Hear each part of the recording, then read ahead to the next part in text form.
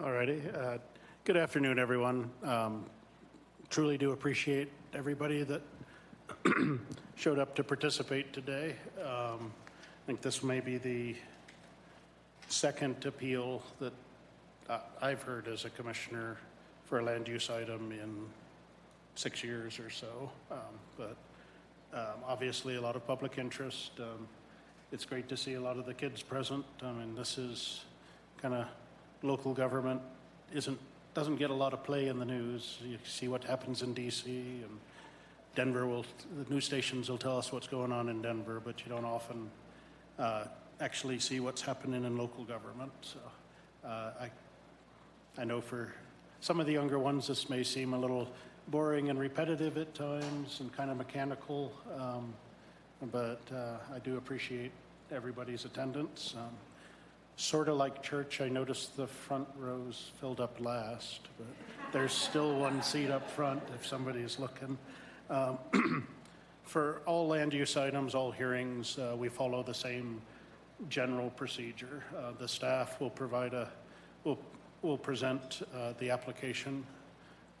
The applicant will have an opportunity, in this case is an appeal, to respond. We may have questions of staff or the applicant during that period, or we may hold those questions. At that point, we'll open for public comment, give the opportunity for those that are here to make public comment, and I believe the applicant has an attorney that will be calling that was not able to attend in person today. And then after the close of public comment, we will ask staff and applicant to respond to what they've heard. We, again, will likely have questions for both. And then at that point, we'll either get to a decision, or if for some reason we feel we don't have enough information to make a final decision, the hearing could be continued. So that's kind of the general process that we'll run through today. So I've got folks that have signed up. If others that didn't sign up to speak at public comment decide during the presentation that they would also have something they'd like to add, once we've gone through the folks that have signed up to speak, we'll call within the room for anybody else that does have something to say. We will ask that people keep their comments to about 3 minutes and take one shot at the microphone, since there is quite a bit. If you find that what you wanted to cover during public comment had already been covered multiple times, don't feel the need to get up, but you are still welcome to get up and reinforce those thoughts. So anything from you guys to start? Go. If not, I would ask for a motion to open public. Oh, I guess we are coming out of recess. So first, I need to announce we're coming out of recess 3 minutes ago. And Amanda, could you call the roll? Commissioner Richardson? I am here. Commissioner Thayer? Here. Commissioner Schroeder? Here. All right, we're all here, and apparently I probably missed some hand waving over there. Okay, thank you. So with that, I would accept a motion to open public hearing for the Reformation Church appeal of administrative decision. Mr. Chairman, I move we open our meeting to hear the application for the Reformation Church appeal of administrative decision. Second. Okay, we have a motion and second to open public hearing in this item. All in favor, please say aye. Aye. Aye. Aye. Okay, so we're in public hearing. And as I said, we'll start with the staff, with the staff presentation of the application, or of the application, and then the basis for the original decision. Thank you. I'm Stephen Hayes, Planning Manager with Elbert County. With me is Mark Dittenrader, the Director. This is an appeal from an administrative decision for the Reformation Church. This request is to appeal the administrative decision to deny plans for a 20,400 square foot commercial warehouse at 489 Rocky Cliff Circle, Elizabeth, Colorado. The applicant was Chad Roach for Reformation Church. The appeal was requested April 28th, 2023. The hearing notice requirements have been met. The original request was for an agricultural barn or residential garage to store clothing and books. The proposal had changed several times. The submitted plans did not reflect all of the changes. The proposal has changed to not meet the regulations, therefore the director denied the request based on the plans on file.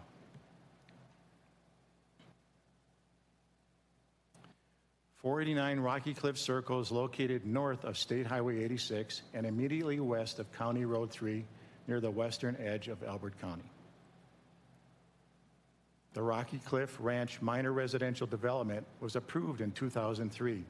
Reformation Church was built on residential Lot 1 on the upper right lot in the neighborhood. The site is outlined on the photograph. It is located in the Rocky Cliff Ranch residential subdivision. It is surrounded by other residential properties. The property is zoned residential agriculture, RA1, outlined on the drawing. North, south, and west of the property are also zoned residential ag. The light green land located on the map is agriculture. Stage Run and Cimarron residential subdivisions are the larger orange areas to the east. The original approval by the Board of County Commissioners was for an 8,000 square foot church. This is what was presented at the public hearing in 2011. A 2,500 square foot addition was added later. Both have been permitted and built. The approval by the Board of County Commissioners did not change the zoning. The property is still zoned residential RA1. A letter from the church architect in April of 2021 stated that they had completed their plans for the church. The 2,500 square foot addition shall be used to accommodate activities that shall expand opportunities. The addition includes fellowship hall, classrooms, a multi-use room for meetings and dinners, and a storage area. They promise no additional parking, no additional patrons. Letter reads, the proposed expansion shall not have any detrimental effects on the adjacent properties. This addition was approved and built and a building permit issued. There was no mention of a proposed 20,000 square foot commercial warehouse. This 2022 air photograph shows the completed buildings as approved, consistent with the original Board of County Commissioners approval. Other than the parking lot, the buildings approved and built for the Reformation Church appear to be in scale and compatible with the rest of the residential area. There are agricultural barns and residential garages on the surrounding properties. The large ag building to the south is about 4,500 square feet, and the north ag structure is about 2,000 square feet.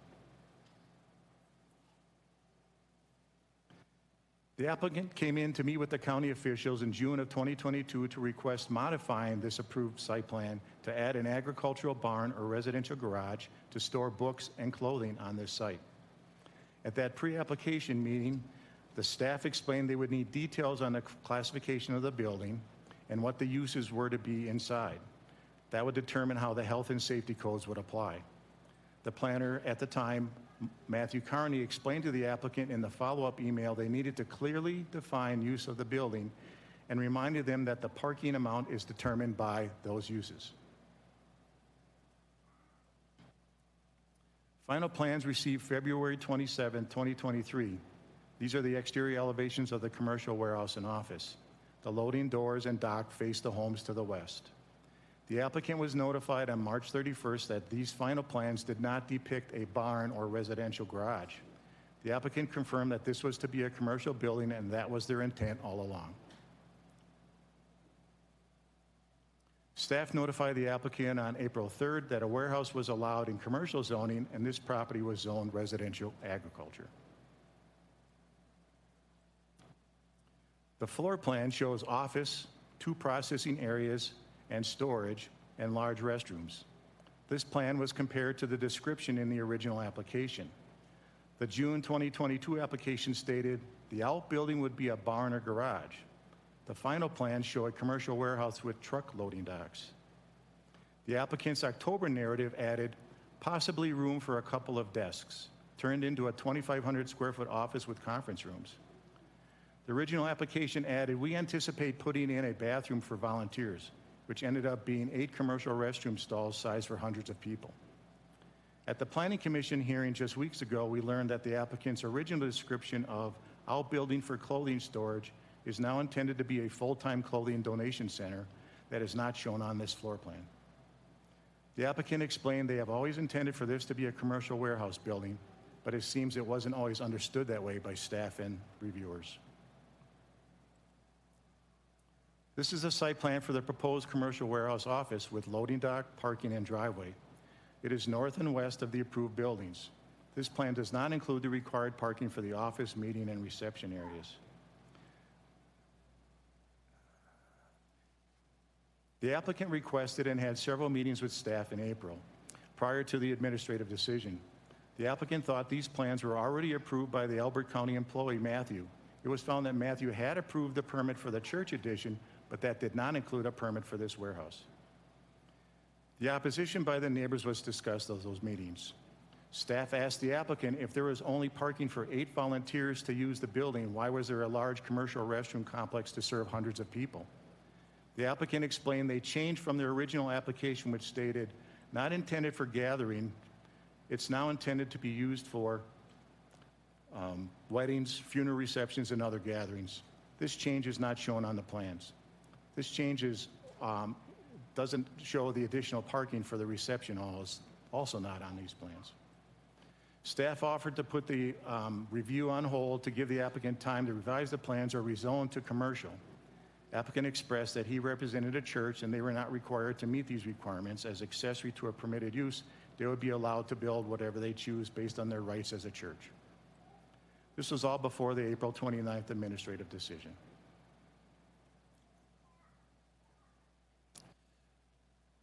Article 3H4 of the zoning code lists 8 criteria for the commissioners to consider. The 8 criteria are whether the use is in harmony and compatible with the surrounding area and neighborhood. The Board of County Commissioners approved a church at this location in 2011. The current proposal exceeds that original approval. The site is Lot 1 of the Rocky Cliff residential development. A commercial warehouse and distribution center and office building with loading dock with the associated trucks and traffic may not be compatible with the surrounding area.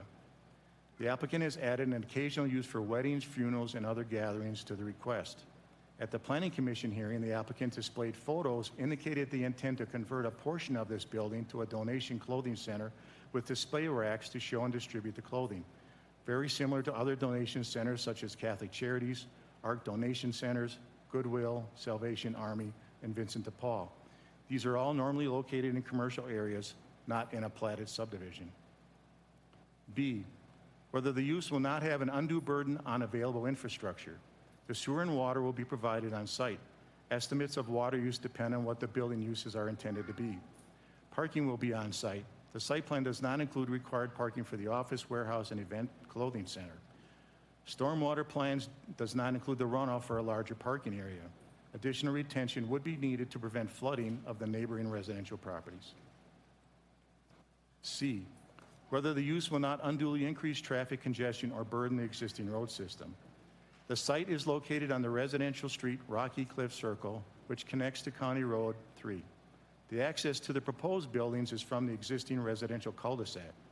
The warehouse has the capacity to hold numerous truckloads of material.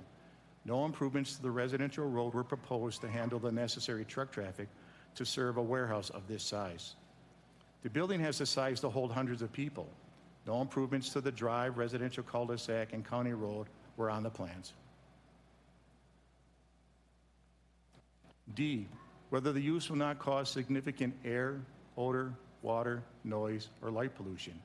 No odor is anticipated. Water runoff will be managed by the storm drainage system and retention ponds. The sizings of the ponds will need to reflect the additional parking areas that are not shown on the plan.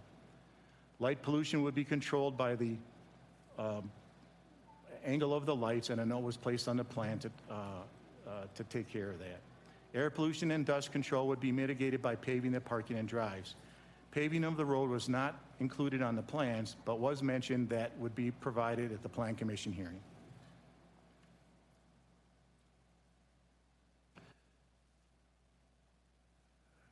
E, whether all sanitation requirements would be met.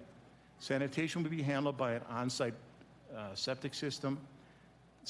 The applicant stated the intention to use the building for wedding or funeral receptions and gatherings is not specified on the floor plan. The floor plan lists office processing areas and storage areas. Bathroom asides are for larger groups of people. Health requirements for food or beverage services for receptions would need to be addressed.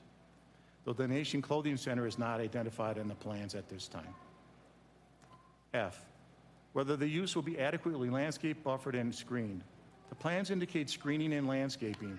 There is a concern about screening the truck loading docks from the residential neighborhood. The plan added trees and shrubs on the north side of the truck area. An expanded parking area and truck loading area would need additional screening and buffering from the neighboring homes. G, whether the use will not otherwise be detrimental to the health, safety, or welfare of the present or future inhabitants of Elbert County. The site development plan process is established to ensure that proposed developments comply with applicable land use issues, including but not limited to life safety, circulation, traffic improvements, landscaping, parking, signage, lighting, stormwater drainage, quality and quantity, utilities, and community impacts. This size of building will allow occupancy of hundreds of people, and the warehouse will hold large truckloads of material. If located in a commercial area, these activities could be mitigated. On a residential lot in the middle of a residential neighborhood, a large commercial building with a truck loading dock could be detrimental to the neighbors. The plans on file do not include the changes made by the applicant and how they are to be mitigated to minimize the impact to the neighbors. There are no applicable supplemental standards. Warehouse, storage, and distribution center, event center all require commercial or industrial zoning per the Elbert County zoning regulations. While we support the proposal to create a large donation center in Elbert County, it is important to note that warehouse locations of donation centers like Goodwill Industries, ARC donation centers, Catholic Charities, and so on, are all normally located in commercial or industrial areas, not residential neighborhoods, especially when they have truck loading docks. This section of the zoning regulation indicates the intent by Elbert County was not to allow conversion of property within a platted residential subdivision to be used for commercial. It says they are excluded. 489 Rocky Cliff Circle is a lot within a residential platted subdivision. Elbert County is supportive and encourages commercial and industrial development, just not in a residential neighborhood. Donation centers need many people to operate and have significant car and truck traffic to and from these locations. The findings were, per the Elbert County zoning regulations, the proposed building uses are listed under non-residential zoning.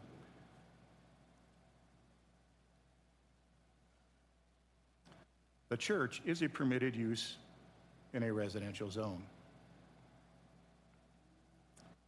2, the proposal is a change and expansion from what was originally approved by the Board of County Commissioners. An 8,000 square foot structure for the church was approved. The proposed 20,000 foot warehouse is twice the size and could allow a much higher occupancy and use, which are not incidental and accessory to the principal structure. It would triple the building square footage on this site and perhaps be out of scale with the residential neighborhood, and certainly in excess of what was originally considered by the board. And those plans for this were never shown on any of those original proposals. Number 3, the proposed plan does not meet all the Elbert County zoning regulations review criteria. While Elbert County is pro-business and actively promoting an economic development zone,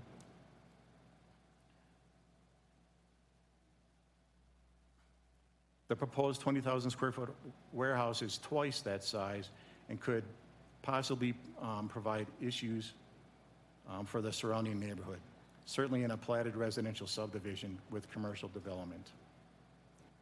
Residential neighborhood health, safety, and welfare were to be protected. This lot is in a platted neighborhood, I just said that, and the application changed. It is no longer an accessory agricultural barn or residential garage as originally requested. An accessory structure described in the zoning regulations as being incidental and subordinate to the principal use. A church is described as where persons regularly assemble for religious worship. Number 4, the site plan, building plans, and road plans would need to be modified to meet the regulations reflecting what the applicant intends to use the various areas of the building. The plans being requested for approval do not meet all the codes and regulations. They have not been updated or revised since the administrative review. Therefore, the recommendation is to deny the requested appeal. The motion to approve the appeal by the Planning Commission failed on a vote of 4-4. Thank you, Chairman. That concludes my presentation. Thank you, Stephen. Excuse me. Have any questions for staff at this time? I'd like to hear from the applicant first, and then we'll have a better idea of the questions. Sure. I don't think the mic picked that up. With a lot of ambient noise. So. Yeah, I'd like to hear the input from the applicant so that we can compare the notes. Okay. I'm good with that. Before we do, I do have a couple of questions for staff at this point. And I know we've had some regulatory changes, Stephen, over time, but I believe the church was built in the early 2000s, or I may be off on the time, but if a church is a use by right, why would that have come for commissioner approval? It seems like it would have been a site plan for a use by right. I'm not sure if in the files you've seen why that would have been. And I'm unaware of what the regulations were at that time period. Okay. If you could. I'm baffled by why you're calling this a commercial warehouse. It's a building that'll be owned by a nonprofit organization and is not, at least as I understand it from your presentation, is not to be used as a commercial enterprise. The commercial term was given to us by the applicant. Yeah, that's just the shape of the building. That's not usage. Yeah, and we're not here to debate or agree or disagree on the usage. These are a review of the site plans. The only reason we need to know what the uses are to determine what the parking or fire or building regulations are to be applied. Okay. I guess my other is, could you kind of summarize, just got either Planning Commission split 4-4. Do you have a kind of a summary of, those that felt the appeal should be approved or those denied? What were there significant items that seem to be in people's mind depending on how they voted? We don't often see an even split, so. Well, being careful not to substitute my judgment for those of the Planning Commission, the split is along the exact question you're going to be asked to answer today. We have a two-part question. The first one is, would this large building be considered an accessory to a church and therefore permitted by right? Or is this building not incidental to the church and be considered a separate commercial building? Okay. And that was a split on the commission. Okay, and that's actually kind of goes to my notes. It's like, to me, the core of the dispute today is the use religious and accessory to a church use or commercial use. If a commercial use, then a rezone would be required. If it's a religious accessory to a church use, there's no rezone, but we still have to address life, health, safety, parking requirements, drainage, et cetera. So that's kind of where I'm at right now and kind of what we're going to, in my mind, teasing through. Do you have? Stephen, if you could go back, your definition that you had on the accessories, that slide, I was trying to catch the notes on that, but I'd like to write that down on the definition of an accessory unit. It had incidental in it, and that's about as far as I got on my note.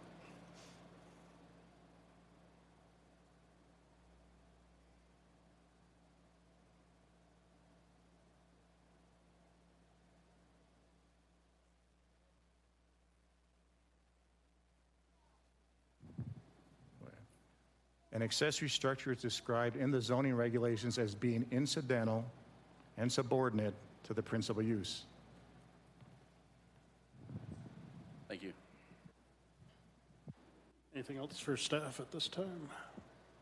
Okay, seeing none, I'd like the applicant to provide, and I understand you have an attorney present as well, and whenever that needs to occur, we'll need the number so we can dial out to her. Thank you.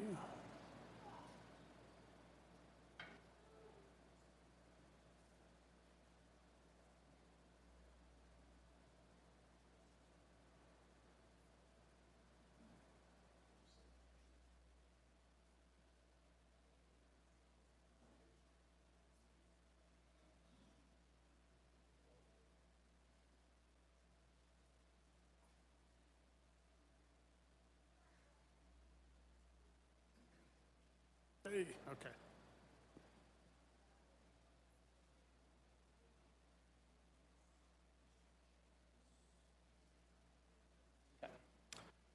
And sir, just for our record keeping, Yes. your name and address. My name is Chad Roach at 2329 South Evans Way, and I do represent Reformation Church here today as I stand here. I'm a deacon. I'm a volunteer with the church. I've attended almost 20 years. I'm not paid. I live a few minutes away from the church. With me on our team here today also is our architect, Jonathan, from YOW Architect. They're out of Colorado Springs, and they also were the architect on phase 2 of our building project. So they have some history going back a few years with the project. Also with us, our civil engineer, Jim Mill, with WSB, a national engineering firm. Jim's the head of their Denver office. He was also the same engineer that represented us back in 2011 with our original approval before the Board of County Commissioners at that time. Also, lastly, our legal counsel was planning to be here. Her name is Tasha Powers with Moy White, a multi-state firm. She's from their Denver office. She unfortunately got sick last night, and just out of deference to everyone else here at the meeting, decided that she would just attend via the live stream link and then maybe present any comments at the end of my presentation. If I may, Yes, sir. have you been in contact with her? Is she able to follow? Yes, On the I live was stream? texting with her just at the beginning Okay, of the so meeting. she's able to follow the proceedings. I believe so, yeah. She'll be basically listening, watching in from the live stream the entire duration. Thank you. Just want to say, just on the front side, one of the things that the Bible says is to give honor to kings and all who are in authority. And while we are coming here to appeal a decision that we feel like was wrong, I also want to do that in the spirit of giving honor to the Board of Commissioners here and to the staff. So that's hopefully we're going to appeal, and we're going to maybe even vigorously appeal what we feel like was a wrong decision. But we also want that to be part of our spirit, to give honor where honor is due. And I want to especially thank Mark for his gracious communication and responsive communication through the appeal process. When we did start that appeal, Mark was very responsive and didn't leave me in the dark, and I am thankful for that. The interesting context in history here was that, as you know, we came almost a year ago to the county and worked with, at that time, the planning manager, Greg, and another staff planner, and walked through that process almost all the way to almost the week of the actual decision.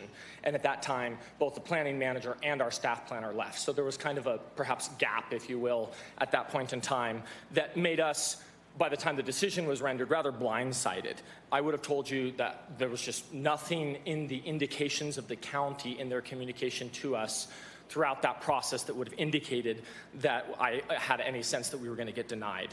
The indications that we had had from the county to that time was that there was good form and that we had addressed the relevant issues that were brought up by the county. So I'd like to share maybe just a touch of background on what we originally came to the county with, because I feel like that's been made material through the presentation earlier. Maybe a summary of our appeal, some of my points to support that, and just a few answers to the staff. So appreciate your patience. There's maybe a little bit of backstory that would be helpful here. So our church, frankly, just needs more space for the various ministry work we feel called to.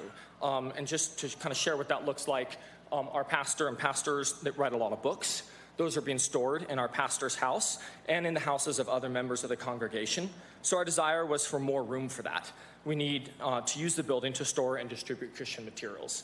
One of them was written by one of our pastors, Kevin Swanson, who's lived in the county around 20 years. The other one by another one of our pastors, Joshua Schweizo, who's here with us today. So that's probably the main, if you want to call it the primary thing that the building's going to be used for. And then secondly, and there was a lot of discussion on this, for a clothing drive. This clothing drive, you may have seen it around if you drive up and down 86. We've done this twice a year for, I'm going to call it around 3 years as a church. All volunteers of the church. No one gets paid to do this. We do it twice a year for 6 hours from 9 a.m. to 3 p.m. No money is paid by anyone who comes by to receive the clothing. The staff characterize this as a donation center clothing store. But no money is being exchanged. No one's paid to run it. It happens twice a year for 6 hours. And this clothes are dropped off in a trash bin on the front porch of our church, if you will, by residents who have extra clothing that they want to do spring or fall cleaning on. That's how we collect the clothes. They drop them off in a trash can on the front porch of the church. It seems to me that a family doing a garage sale in the driveway would be more close to a clothing store than this use. Garage sales actually exchange. There's a commercial exchange here. There's no commercial exchange in this, and it's twice a year. Our church building has no offices. None of our pastors have offices. Those who help with our ministry work, most of them either work from home or don't have offices. So more office space was a desire. And since we'll have a large room in the building, there might be occasional events like weddings or a funeral reception. This actually came up in the original discussion between Greg, myself, and Kara with Elizabeth Fire. Kara said, well, hey, if I'm gonna allow people in that room at all, you are gonna have to put like an occupancy for people in there. Otherwise, I'm gonna come and like trying to quote her word for it, I will come down and shut you down if you don't have an occupancy on that for like people to be in that building, and there are people in there. So she said, I'm just like being upfront with you. If you wanna put people in there, you need to give it an occupancy code for people to be in there. And then it was kind of her thought, but then she's like, but then if you wanna use it for like a reception after a wedding or, so it's kind of like, okay, so we could use this for a broader set of events than this. And once you're approved for that, then it's like, okay, you can do that. But if you're not going to get approved to have people in the building, then no people in the building. So that was kind of the genesis of that conversation. Just talking you through just a little bit of a sense for the volunteers. You'll recognize many of the faces up there as being also the faces in this room. Right now, all this work is happening currently in our sanctuary. So what we have to do is we have to tear down all the chairs, move them to the side of the building, sort all the clothing, and then like set them back up for church. So it's just there's a lot of tearing down of chairs and setting them back up in our sanctuary, because that's really the only space that we have besides, we have some additional space, but in terms of that size of a room, it's the only room that size that we can do that. So those are the uses. I'm happy to answer further questions from the commissioners on the use, and if you'd like to dive into that more, please do. This is the finished versus unfinished floor plan.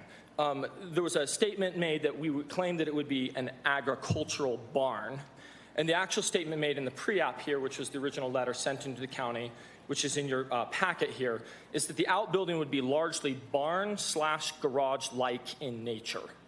And then that was as a follow-up context to describing that it would store books and clothing. And so the comment there that it was barn-like in nature was, and basically the next sentence says, since it's separated by some amount of distance from the main building, we would anticipate putting in a bathroom and some amount of finished space, though the majority of it would be unfinished. So the direct context of that statement was, how finished is this building? That was the comment. And so looking at this building, the blue area represents what I believe would be like a barn-like finish, like an unfinished, like concrete floor, and I'll show you kind of what that looks like. The green area on the bottom left would have an unfinished ceiling, though it would have finished flooring and walls, and the actual finished area is less than 25% of the building in the upper left. This is what I mean by a barn-like finish. That's an actual depiction of a building from the group that we're ordering from. We have a contract to order this building. That's an image taken from there of the same building basically we ordered that they supplied in another area, took it directly off their website. So that's what was meant by barn or garage-like in nature. Our appeal summary. Reformation Church is on a property where a church and its accessory buildings and uses are used by right.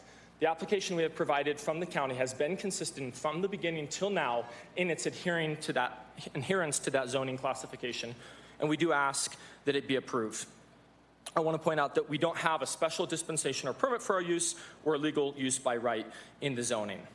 And my first point is we believe that the planning department has misunderstood the definition of a church and the nature of accessory uses and structures. And here's actually the definitions that you were looking for and asking about earlier. A church is a building together with its accessory buildings and uses where persons regularly assemble for religious worship, and which building together with its accessory buildings and uses is maintained and controlled by a religious body organized to sustain public worship. And you see the definitions of accessory structure and accessory use. And accessory use is a use naturally and normally incidental to, subordinate to, and devoted exclusively to the principal use, which is why, a garage sale probably isn't a commercial gathering, and why we would argue that we are also subordinate to and incidental to the primary use. When the staff report said that we are commercial warehouse and office, I don't think that's a fair characterization. In fact, the discussion around whether we were commercial or not was a discussion in which we vigorously contended that we are not, never have been, and should not be considered commercial. And when the staff said, but your building plans show a commercial category, our comment was, that's because according to the building code, a building is designated as either commercial or residential. This isn't a residential building. It does fall under the commercial section of the building code, as does our primary church building, which means all buildings in a church zone are going to be commercial. And that was something that we tried to explain, and also our architect sent a 2-page letter to the staff back in April explaining the distinction between a building which is commercial under the building code and a building which is commercial in its use. And that has been our contention all the way along. We've never maintained and do not believe that this building is commercial.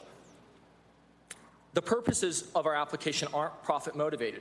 If a church stores food to give to the poor, you could claim they're a warehouse. If a church gives away food at a food bank, which a church in this county does actually do currently, you could claim that they're a grocery store. But I would argue that that's not a fair or appropriate claim. In the same way, if a church gathers clothes from the community and gives them to the poor, it doesn't make them a clothing store. If a church allows Christian books to be stored and distributed, it doesn't inherently make the property a commercial warehouse. If a church hosts a funeral for its members, it doesn't make them an event center. Our uses are naturally and normally incidental to, subordinate to, and devoted exclusively to the principal use. Everything that a church does could be given a parallel commercial zoning. You could argue that a prayer meeting is a community event meeting, needing a community event zoning. You could claim that a Sunday afternoon potluck is a restaurant, or if a church runs an Awana program, that they're a rec center. But we would say that these aren't fair claims because they're an extension of the primary use. That's what an accessory use is. The difference isn't what is being done, like someone sitting at a desk and working. It's why it's being done and who is doing it. Churches and their associated ministries do what they do out of a religious, not-for-profit motivation. They serve, work, give, and they're the hands and feet of Christ specifically because they are churches. And it sometimes takes offices and lobbies and open areas and storage and bathrooms to do that. And it's all a church use, and we believe that it's all a use by right under the county's code. Point number 2, the staff project summary claims that we materially changed and modified the application. We believe that's incorrect. As I mentioned, I met with Greg, the planning director, and a staff planner who's no longer with the planning department in that original pre-app meeting. And in that original pre-app meeting, this was the official document that went into the packet in your notes, we described at a high level the uses that I described to you, and I could reread through that, the description of clothing drive, Christian book materials, storing and processing these materials, and some of these things in that original pre-app. In the pre-app response that the county provided, which in the packet from the staff was page 135 and 136, the county mentions them. In the county's pre-app response, you will see storage, clothing, office, and events mentioned in the pre-app response that the county planning manager sent to me last summer after our original pre-app. And I do have a copy of that pre-app response right here if you would like to see it.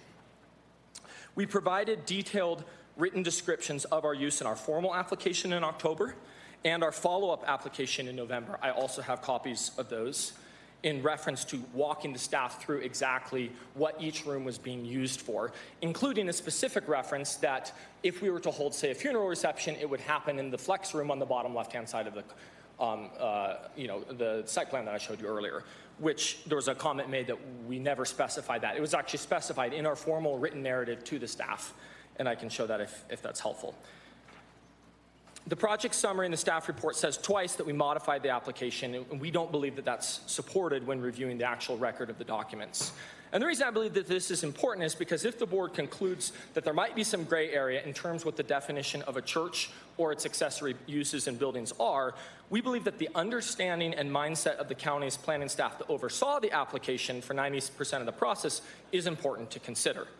If the county planning department had been treating this application as in good order in terms of its zoning based on a due consideration of the facts, then it's not fair to the applicant to change that treatment in the final few days of a very long process. It's curious to me that it's the current county staff that have recharacterized the building.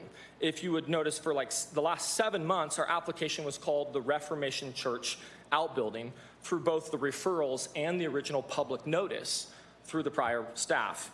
And here's a slide to just kind of share this. This is in October of last year. Matthew Carney, who is our planner, sent this out with the description of the project. And this is after he has seen the exact size of the building that it is today. So he knows exactly the size of the building. He's seen the site plan. The site plan amendment for the addition of an outbuilding to serve as an accessory to the approved religious institution use on the site. That was his judgment or his description as he sent that out to the referral agencies. Whether you find that categorization of being a commercial warehouse and office that the staff currently claims is your discretion. I understand that the staff does have the right to give their opinion as to the nature of our application. But we think it's important to note that we believe that that differs significantly from how the prior staff characterized it. Point number 3, the intent of the zoning regulations is for the planning department to give guidance on whether a planning submittal is in conformance with the county zoning or needs to pursue zoning modification at the time of the pre-app comments. Zoning being out of conformance wasn't mentioned in the pre-app comments, the first referral comments, or the second referral comments before it was sent out on the public review. And here is an excerpt from the county code on the pre-application meeting and the intent and purpose of that. Prior to the formal submittal and review of applicable land use applications, an applicant shall meet with the CDS department staff to determine the applicable zoning and subdivision process for the specific development. CDS shall also review the procedure and submittal requirements necessary to process the requested application. The review by the staff is intended to provide the type of information that would assist the applicant in making key decisions about the development proposal prior to making the application. The pre-application meeting will also assist the applicant in gaining a more thorough understanding of the county's process and issues related to the land use request. Advising if our zoning was out of compliance, in my opinion, is pretty key data for a pre-app. This isn't a determination intended for the final administrative decision. And I think that this makes sense. I think the point of the entire planning process is that zoning problems aren't intended to be resolved at the end after we spent 7 months and $85,000 in direct hard costs in creating the plans and then paying the county to review the plans.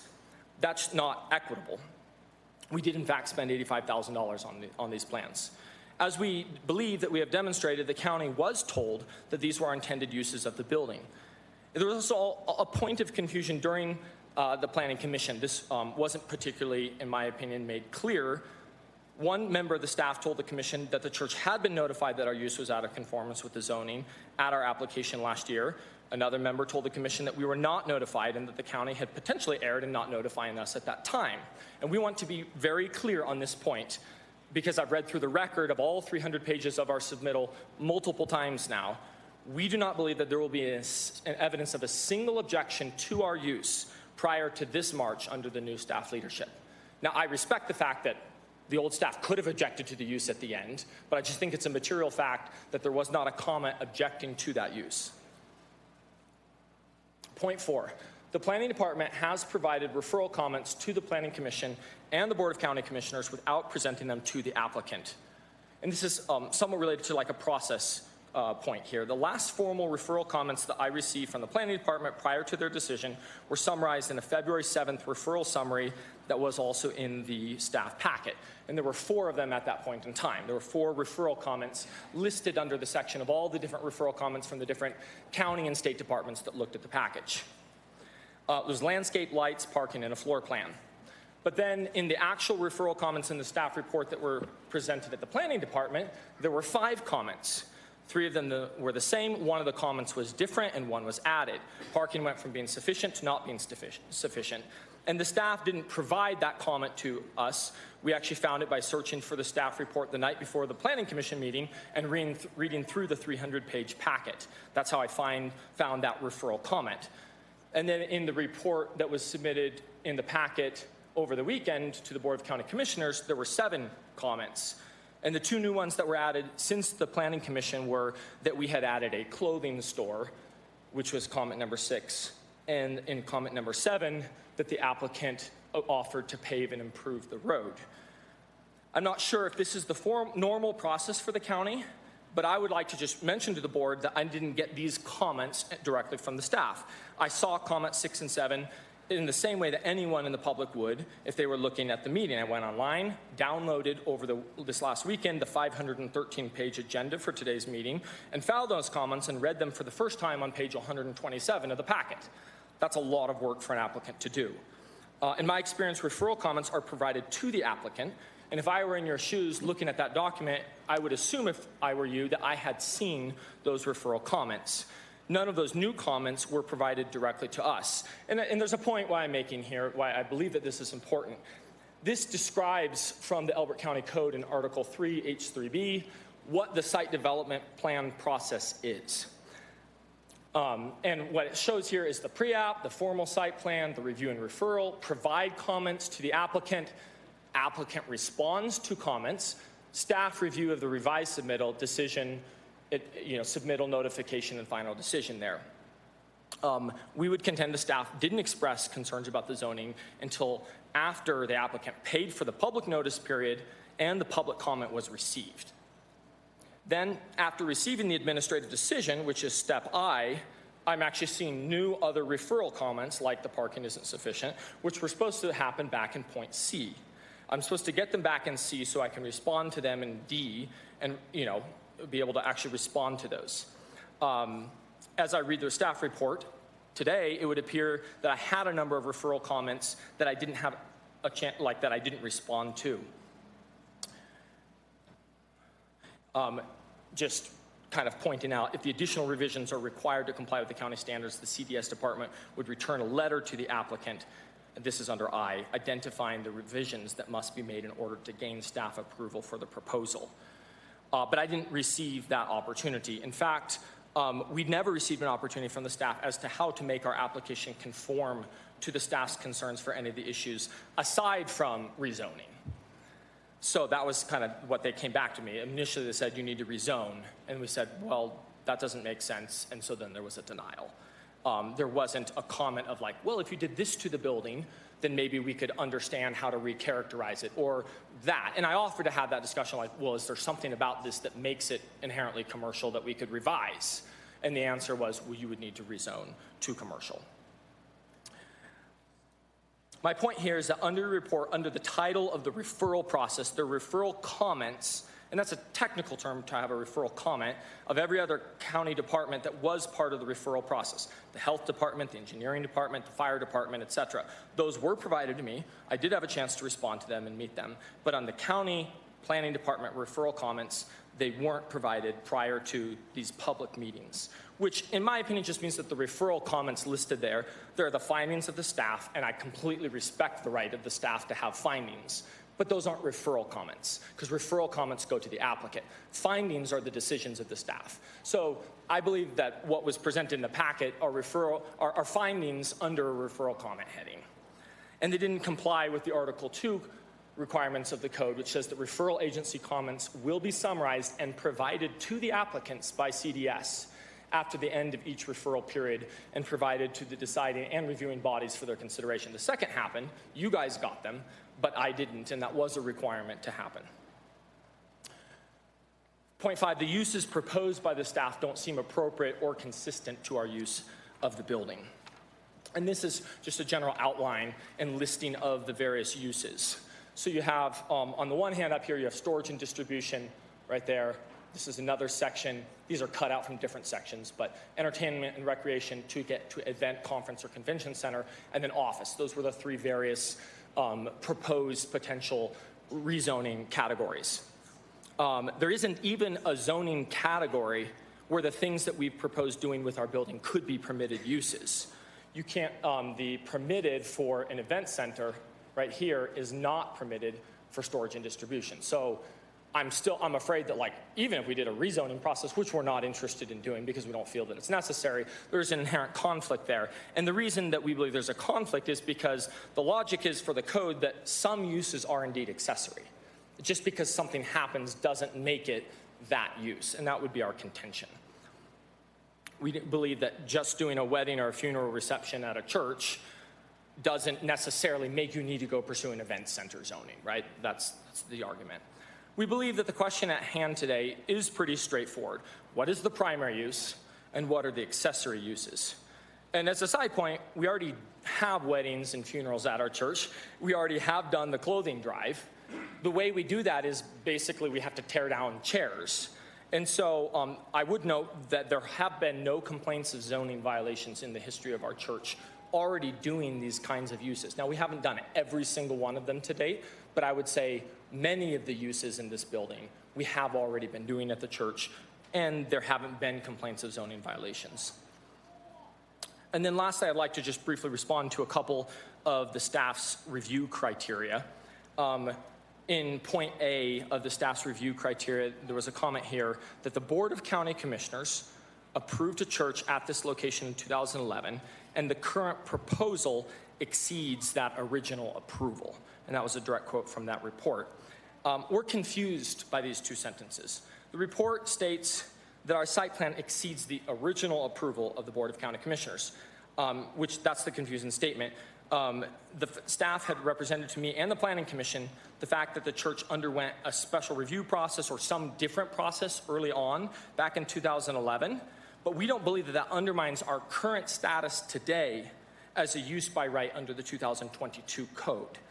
In fact, that wasn't made clear in the Planning Commission, and one Planning Commissioner asked the staff if we concluded that this building was a church use, would that indicate that we would vote for it? And the answer was, I couldn't tell you that. And because I believe that there was a lack of clarity on whether or not we were indeed a use by right in the commission meeting. In fact, two planning commissioners specifically noted for the minutes in their dissent voting against our appeal that it was based at least partially on the opinion that we were a use by special review, or that there was a question around that review process. It wasn't clear in their mind that despite this fundamentally practically the same presentation I gave there, that we were a use by right. And I believe that that was because of the direction that they received. We urge that the commission carefully consider before agreeing with that position, as we believe it represents a serious misconception about how the zoning code works. If a church is a use by right under the code today, then it doesn't matter what it was 12 years ago. There's no requirement for a use by special review for the church site plan amendment. In fact, I believe that the vote of the Planning Commission would have been 6-2 if that point was made clear. Fortunately, the county attorney was not able to be present at that meeting, so there wasn't maybe a way to kind of refer to a final authority on that point. And that's something that is in your judgment and the judgment of your staff to determine today. But we would just urge that that is what we believe the straightforward interpretation of the code is. Another comment in point B from the staff was whether the use will have an undue burden on the available infrastructure. There was a comment that the site plan doesn't include requiring parking for the office, warehouse, and event center, and the stormwater plan does not include the runoff for a larger parking lot. The engineer did do all the calculations required for the proposed parking lot, and those were accepted. We weren't asked to provide a larger parking lot. In fact, we actually had a discussion with the staff early on. What size of parking lot do you want this to be? We can make it smaller, bigger, whatever. And there was actually a conversation that I had in which a smaller parking lot would help not reduce the impervious area of the site more and allow for more rainfall through there. And so we said, we don't believe that a larger parking lot than X is required. And they said, okay, we accept that. So we had that conversation in that narrative at one point in time last year with one of the staff members. And we did provide an informal parking plan at the request of the county in November that accompanies our submittal. You can read it. I do have a copy of it here that I'm happy to read to you. And that was accepted by Matthew Carney, our planner, without comment when the application was sent out in public referral. It's in the packet. Lastly here, there was a comment on whether or not it was under C, whether the use will unduly increase traffic congestion or burden the existing road system. And there was a comment in the staff report, I'll quote this: no improvements to the residential road were proposed to handle the necessary truck traffic to serve a warehouse of this size. No traffic impact study was provided. And we had a conversation with the county about a traffic study, and they determined that there was not a traffic study required, and we were told so in writing. In fact, one of the engineers working for the county, his name is Chris Hopkins. He's employed by Kimley Horn as a third-party review engineer. He made notes. It was in page 158 of the packet. He said, "Hi, Matt," referring to Matt Carney, our staff planner at the time. "Here are our comments. They didn't provide a traffic memo based on the applicant's description of the use and limited vehicle trips, and we don't believe a traffic memo is necessary." So there was an acceptance from the county that a traffic study wasn't necessary. I'll summarize the traffic impact because I'm not trying to skirt around that. The building that we have will almost never be used on a Sunday.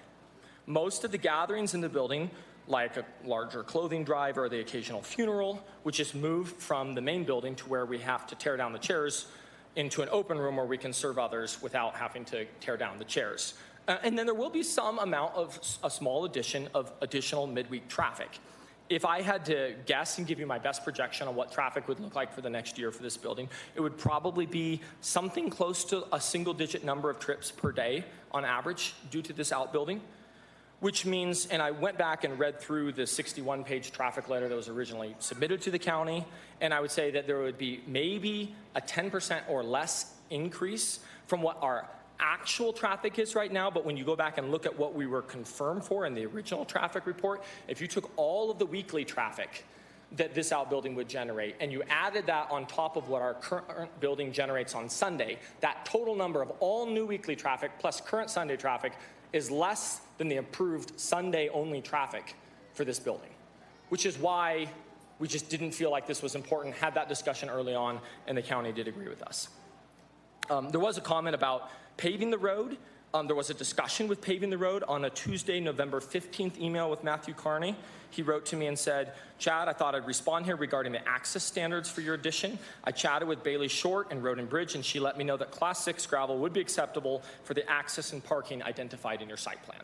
So that was specifically in writing accepted that gravel would be an acceptable statement.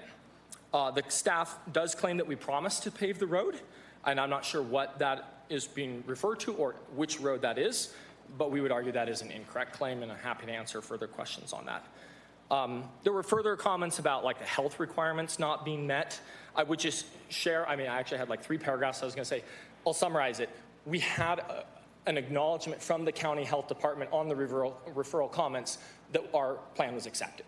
So I guess what we're proposing is it feels like we've kind of gone through this additional afterwards review where things that were settled and accepted even by third-party comments are now being proposed as being out of conformance. I want to touch briefly on just kind of being a good neighbor and just some of the neighbor comments or public feedback that did come in during the time of our public referral. There were a group of neighbors that had organized through Nextdoor around the concept that we were a homeless shelter. That was kind of that was what was suggested that we were doing at the site. I immediately tried to go on there as soon as I found it. There were probably already 20+ comments on that, and tried to say, "Hey, I'm a deacon of the church. This is absolutely not what we're doing. We have no idea where that comes from. We're not doing a homeless shelter at this building." We want to be a good neighbor. We're not saying, hey, just because we have the right to do this, we don't want to be a good neighbor. We have a working relationship with our neighbor that we share the road with. I was in touch with him throughout this process. We have a good working relationship with our neighbor directly to the north. One of the members of our congregation has also discussed this with him. And we paid for the supplemental grading of that private road last year. We're not trying to not be a good neighbor. So in terms of that, I just kind of to show some context You saw that just in terms of like the surrounding vicinity. The proposed location for the outbuilding would be this, which is kind of like a soccer field type of area. That's what kind of that more mowed look is right there. And just want to show you. So I went out into that area and just took some pictures to give a context for the building. So basically, that's the site plan that we're proposing. And I stood more or less in my non-survey precise estimate of where the building would be and took pictures north, south, east, west from there. This is the west view. This would be looking west into the subdivision behind us. You'll notice there's a significant grade up. There's like a lot of grade up. So the slight slopes up and forms a natural berm between us and our western neighbors. I'm not saying it slopes up like forever and ever. I don't know the exact dimensions, but it's multiple feet and obscures the view of those neighbors to the west from where I was standing. The north view there is our neighbor to the north. You can see kind of the back of house for his outbuilding. His house is kind of right there tucked behind the trees. Then the east view, this is looking into County Road 3. County Road 3 is actually a little bit below grade at this point in time, so I can't even see the road from where I'm standing right here in the middle, and you can kind of see the volleyball court there. And then that's the south view, looking south down into the church. And what you would also notice here is that our neighbors to the south would be largely obscured in their direct view by the current and existing building. Just a comment here.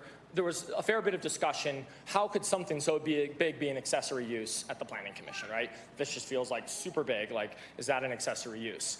I believe that it's this smaller brown building, which was the original home and primary residence on that. And that would make 1, 2, 3, 4 accessory buildings on our neighbor to the south. I'm not standing here saying he shouldn't do that. We fully support his right to do that. I guess I would make the point that in Elbert County, an accessory building often is, quite a bit larger than the original building. And we don't feel like that's out of character with what an accessory building would be in this county. I do appreciate your patience as we present to some of these points. We understand the importance of the decision that the board is making, and we are thankful for your consideration. We appreciate the staff as well. And even though we heartily disagree with their decision, I respect that they're here to do their job. It's a big issue for our church. We believe it's a big issue for every church in the county. And actually had some letters to just present formally to you. They were emailed in advance, but I thought perhaps a paper copy left with you all here, if that would be appropriate, from some various pastors and elders around the county. I was just going to read just a couple of those, but would it be appropriate to share these with you and then with the staff as well? Yes. So there's 2 letters here, one from our legal counsel who's unable to be here, and then one from the pastors. Thank you.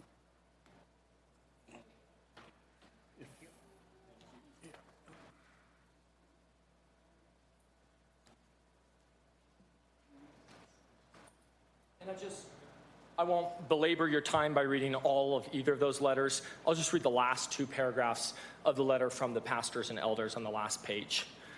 The above uses encompass the heart of what Christians have stood for nearly 2,000 years. To deny them isn't simply inconsistent with the Elbert County Code's allowance for accessory uses, but it casts a shadow on the ability of every church in this county to be an active and life-giving part of the community. Government employees shouldn't be allowed to pick and choose which of the church's historic roles in the church will be allowed to fill, the church will be allowed to fill, and which ones will require onerous and expensive burdens like rezoning. We would further add that the Supreme Court of the United States has made it clear that federal law under the RLUIPA prohibits governments from restricting a church's right to use and expand their property. It has been demonstrated, the RLUIPA has been demonstrated at the Supreme Court level to restrict local jurisdictions from burdening or unreasonably limiting church structures. Specifically, state and local governments are prohibiting from creating the substantial burden that arises from the state or local government's formal or informal proceedings for making individualized assessments of a property's uses. And we believe that that's exactly what the Elbert County Planning Department has done in this case. Upon the basis of the Elbert County's own planning code, which allows us an accessory building as a use by right, we would respectfully ask that the commissioners overturn the erroneous decision to deny Reformation Church's application to build their outbuilding. And we do very much appreciate your time, and thank you for the opportunity to present. And then I might just hand it over to see if Tasha, our legal counsel, might want to add any follow-up comments.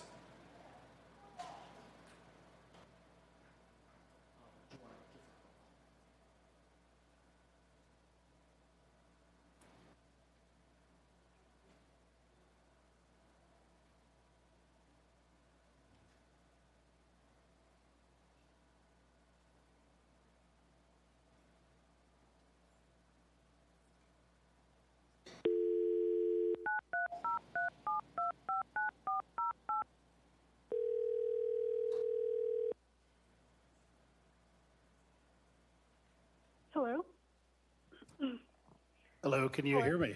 Yes. Yeah, this is Commissioner Chris Richardson. Were you able to follow the proceedings up to this point online? Yes.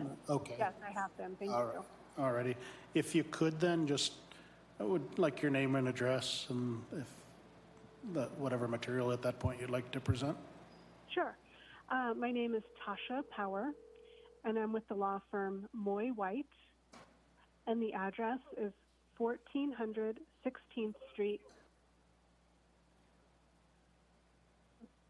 Can you hear me okay? Yes, I can. Thank you. Okay, sorry. I'm getting some interference. All right. I have to get off of the live stream because I can hear myself on that. Gotcha. Yep. Sorry. Okay, so the address is 1400 16th Street, 6th floor, Denver, 80202. All righty. We've got that. Thank you. Yeah. Thank you. And thank you for letting me appear by phone today. I appreciate that. Yeah, and I do hope you're feeling well, even if Thank you. you. Yeah. Thank you. We represent the Reformation Church, and Mr. Roach's presentation right now was very comprehensive. I'm just going to highlight a couple of key points. First, it's clear to us that the denial of the site plan amendment directly contradicts the zoning code. The key issue here, which I believe was touched on by the commissioners before the presentation started, is whether the proposed use and the building are accessory to the church. And we think there's, first, there's no question that a church, along with its accessory buildings and uses, is a use by right in the RA1 district. And Mr. Roach just discussed the proposed uses of the building, so I think we all understand, what those proposed uses are. And they would be accessory to the church and therefore allowed by right under the code. The uses are incidental, subordinate to, and devoted exclusively to the church's principal use. I don't think they can be characterized as anything other than that. Staff has mischaracterized the proposed uses as commercial rather than religious in nature, which is kind of the crux of the issue here. And second, Mr. Roach also touched on this in the letters that he just read to you, but the denial of the site plan amendment, which is in direct contradiction to the zoning code, implicates the Religious Land Use and Institutionalized Persons Act. This is a federal law that prohibits discrimination against religious institutions in zoning laws and the application of zoning laws. So those are the two main points that I wanted to just, call attention to. Okay. Thank you, ma'am. We got those 2 points. Do we have any questions for the attorney while we have her on? Okay, we don't have any questions from our side for you, ma'am. If that If any complete. questions come up, feel free to give me a call back. Okay, we will do that. Thank you for participating. Yep. Thank you very much. Thank you. Bye. Bye. So, Ms. Roach, did that complete? Yes. Okay. Do we have any questions for the applicant at this time? If you could, I had just a couple of, they're maybe not questions, but comments. Yes, sir. One, I don't think I could speak that much without having to at least take one sip of water. Did appreciate everything that you had to present. As I said, I do think what we're here to decide is kind of twofold. One, is it appropriate? Are the uses you're presenting appropriate for the current zoning? If not, we have one branch to go down. If so, are we covering all the life, health, safety issues? So, did you have a maximum occupancy that you considered for the building? Or I'm a little concerned, and we can discuss afterwards as well, but just if the parking is adequate. I'm confident that the stormwater drainage and those pieces were done. The soil reports were extensive. I know your application stated that generally you wouldn't have use of both the church and the structure simultaneously, and so the church parking spaces would be adequate.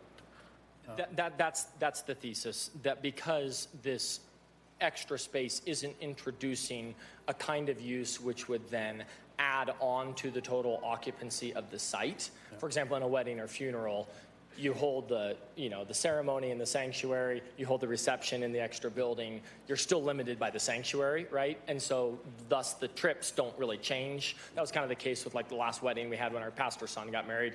He got married there, but like there weren't new people that came to the reception. Okay, thank you. And then I know that the discussion over the Class 6 gravel, essentially we're talking all-weather access. That's right. Paved or gravel. That's right. For emergency services. So, That's right. I know quite often when you get groups of people from different disciplines together, they're separated by a common language. I think some of what I've heard today was perhaps different understandings of the same words, and I'm not defending or attacking either side. I understand that as well. I do it myself from time to time. So I do believe what you presented is additional referral comments at the end in terms of an offer to pay or that. I think those were really a summary to us of things that had been discussed at the Planning Commission meeting more than they were directive or additional comments to be and if made. that's how you take them, then I just wanted to make sure. That was the way I did read them, so. Great.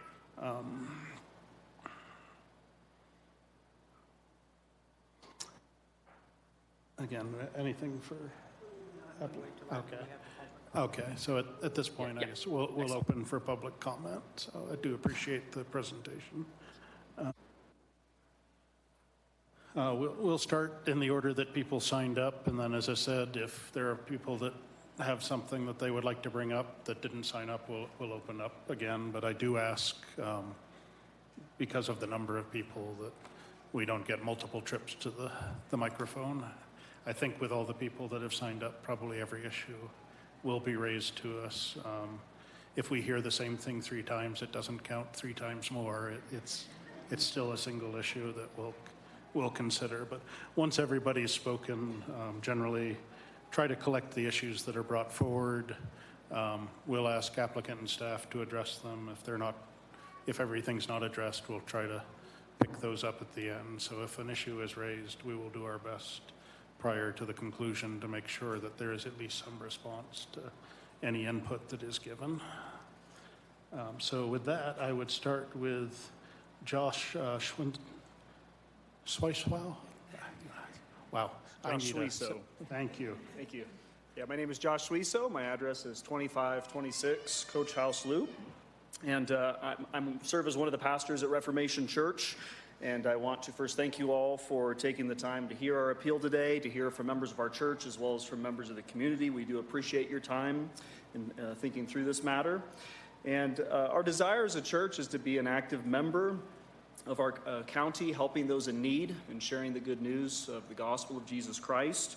And we see this building as one of the tools that we can use for that purpose. And our deacon, Chad Roach, has already presented the different uses of the building that we have in mind. And I just wanted to expand a bit on the storage and distribution of Christian education resources. As Chad indicated, that's one of the primary uses of the building. Several of our church members, including myself, are involved in a nonprofit publishing ministry, which the church supports. And we publish various books, quite a number of books, maybe upwards of 50 to 60 different titles for the use of Christian families and Christian education. And our members assist in the writing, the production, the distribution of these resources. These materials go out to people in our congregation, they go out to our community, and they go actually all around the country as well. This publishing ministry is a nonprofit ministry. Our authors are not paid any royalties for their work, so it is a nonprofit enterprise. And this is a significant mission emphasis of our church. It's something that we believe that we're gifted in. We have gifts within our church body to do this particular kind of ministry. And so that's one of the reasons that we want to grow in supporting this work as a church. Most churches of our size often have building space dedicated to Sunday school, classrooms, Christian education rooms where a congregation will meet in individual locations there on the church property for Sunday school, for example. And we have never to this point had a space like that. We have a sanctuary, we have one office space, and we have a general meeting area in our foyer. And so we see this work of publishing to be, in essence, the very same kind of mission to provide Christian education resources for our families and for others. And to this point, we've used various member families to store these books. So we have a number of different books stored in different basements of our families in our church. And so this building would be a significant help to reduce that burden, as well as to allow us to continue in growing in that work. If we're given approval to construct this building, we anticipate using approximately 50% of that space for the storage and distribution of those resources, particularly that unfinished area that our deacon presented is where those things would be going. The development of written, published Christian education materials is something that the church throughout history has been involved in publishing and writing and teaching through literature. And so we believe that that's consistent with the church's mission in general. So once again, I want to thank you for hearing our appeal, and that concludes my comments. Thanks. Thank you, sir. And just didn't mention it again, but trying to keep comments to 3 minutes. I know there are folks that are very closely tied to the church. Mr. Roach, as the applicant, was given free rein to present his entire case, but I do appreciate if we can keep things to about 3 minutes or less. Brenda Kelly, I believe, or Kylie? Ma'am? Again. Yes. My name is Brenda Kelly, 26501 Flowers Circle, Simla, Colorado.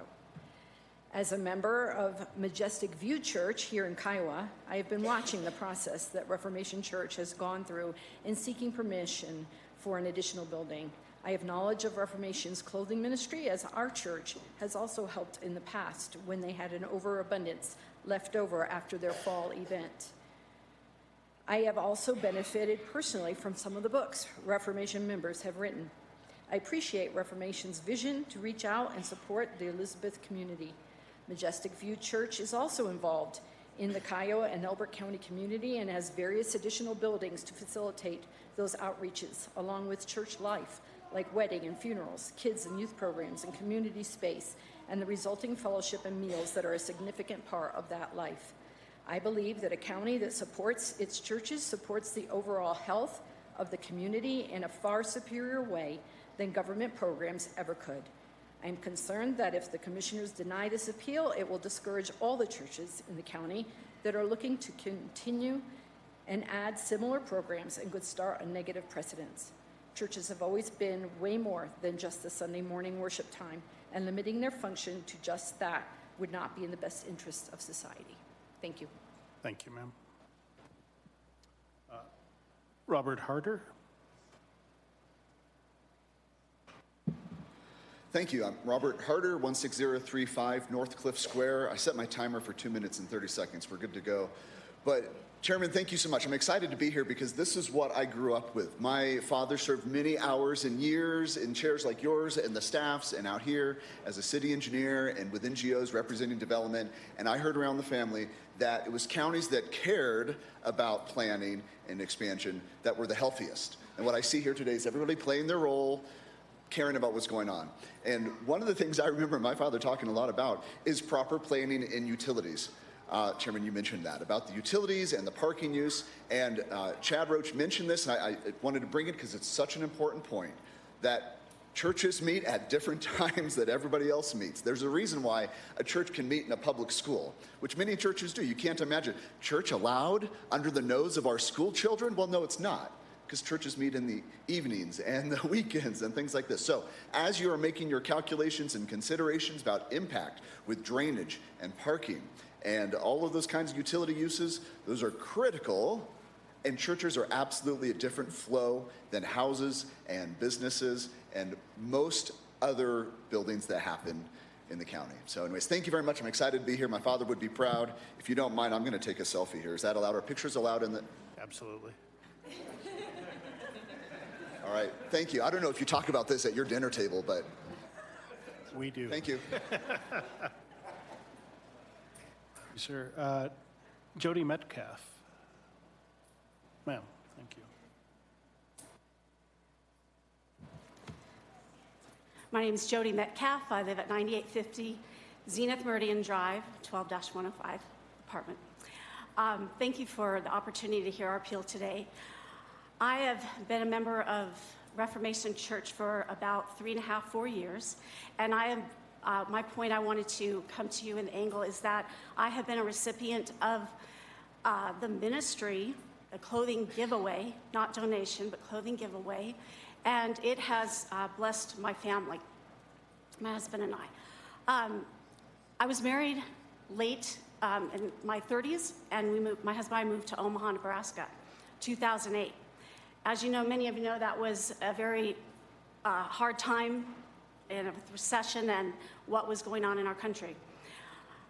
I was not prepared for the next 10 years of that life. We were very poor. My husband was taken out of a job. The company downsized. So needless to say, we lived very, very frugally. I could not afford tomatoes on my salad. And after 7 years of being married, and my set of sheets, and only set of sheets for our bed, had a large tear in which I had to iron on patches because I could not afford a $40 set of sheets. The point that I'm making is that poverty is suffocating. It is a very taxing thing, and I painfully went through that. And I share that because there are many people in this community, families, if you drive up in every country in a small town America, people that are poor. They have genuine, real needs. And the ministry that this church has, the heart of that is what I want to argue for, is that it's on their heart. We as a church are called to be the hands and feet of Christ. The second commandment, the greatest commandment, is love your neighbor as yourself. It's on the heart of this church, and there isn't storage for the clothes, and we need storage for the books. As a teacher for 10 years, when in my early 20s, in the public schools, I was afforded closets for my things to teach children. And we need that. We needed the storage. We live in this town. Farmers have barns. They need to store their hay, their seed, their tractors. They have outbuildings, many outbuildings. So why are we being denied having an outbuilding when there's a need that will bless the people of Elizabeth and beyond?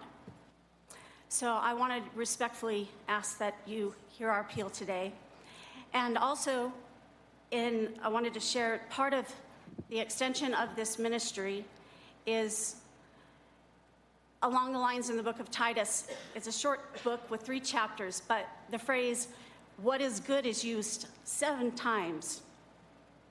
And it ends saying, our people must learn to devote themselves to doing what is good in order that they may provide for daily necessities and not live unproductive lives. So our church this is not a donation center. It is not a business.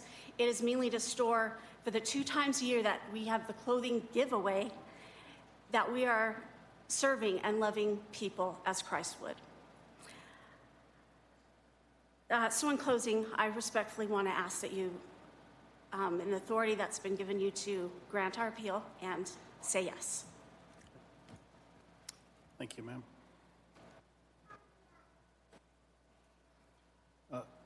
Frank Yeager, or Jager?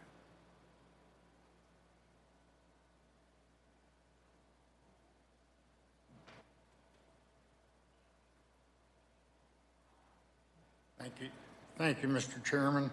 My name is Frank Yeager. I reside at 357 Rocky Cliff Road, Elizabeth, Colorado. And I want to point out to you that the church originally was approved through a use by special review, which was voted on by the people of the neighborhood. And We had nothing to say bad about churches or this church in particular. But I point out to you that this is a residential neighborhood as defined in your own code. And I can't see that more than one testimony from each lot is available. You've had multiple people up here giving you their opinions about the church and its needs. That's not quite even. We all, as lot owners, have a right to speak our minds. And from the size of this building and the uses that are proposed, I have to vote no to that. And I'm sure that other members of my neighborhood feel the same way. Not that we oppose the church, but we oppose the size of that building and the uses that it proposes today and can be amended to propose. If you look at the church already, we're on our third amendment of the use of the church. So when is there going to be another amendment to change the use of that building? That's our concern. It's my concern. And I wish you would hear me out and understand where I'm coming from, because I'm not anti-religion.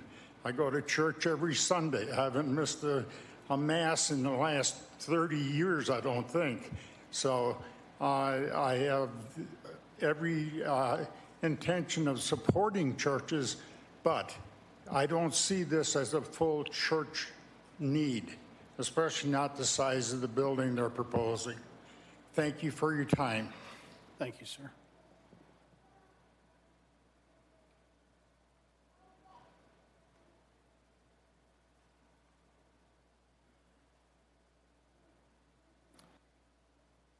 Craig Stevens.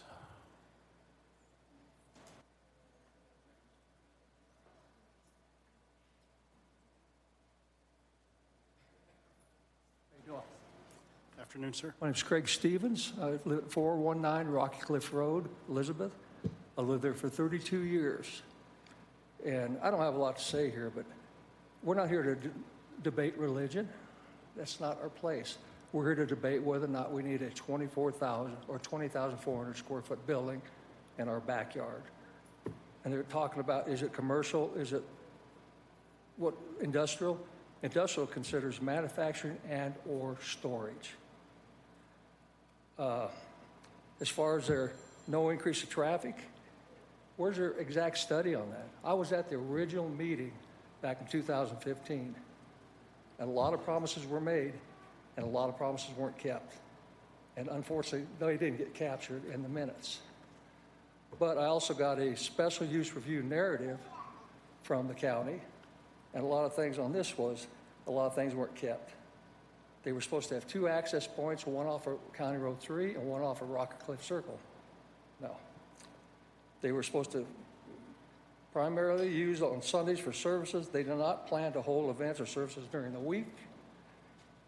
And their maximum capacity shall be 300 occupants. And that's from the narrative of the special use review.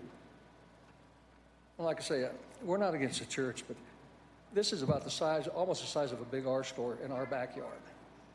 And when they was talking about, is this going to be a homeless shelter? The thing is, we don't know. All it says is what the church decides they want to do down the road. I know Frank just talked about it. We just don't know what they have planned for the future. And all I request is if this thing is passed, I request that we get in writing for our files everything that they say they will do and they won't do for down the road. Because right now we have nothing except just what we can piecemeal together. Thank you. Thank you, sir. Janet Taylor.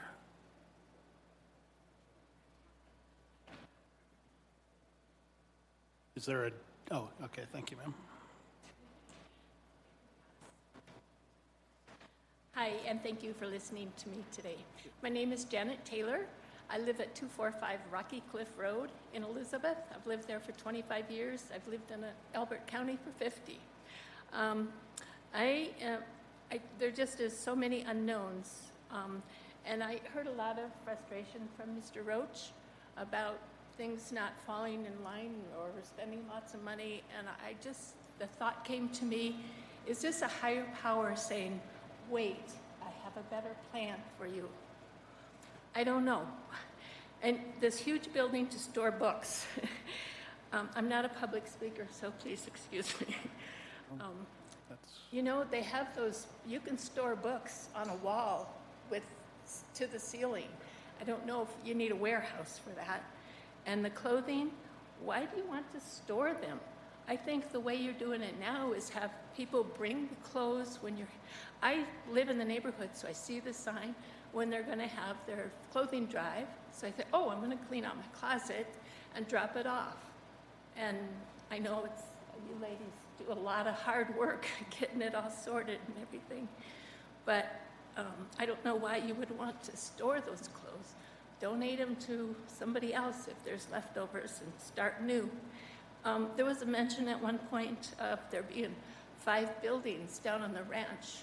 Well, as far as I know, all of those buildings were there when we all bought our properties. And the Lutheran Church in time does,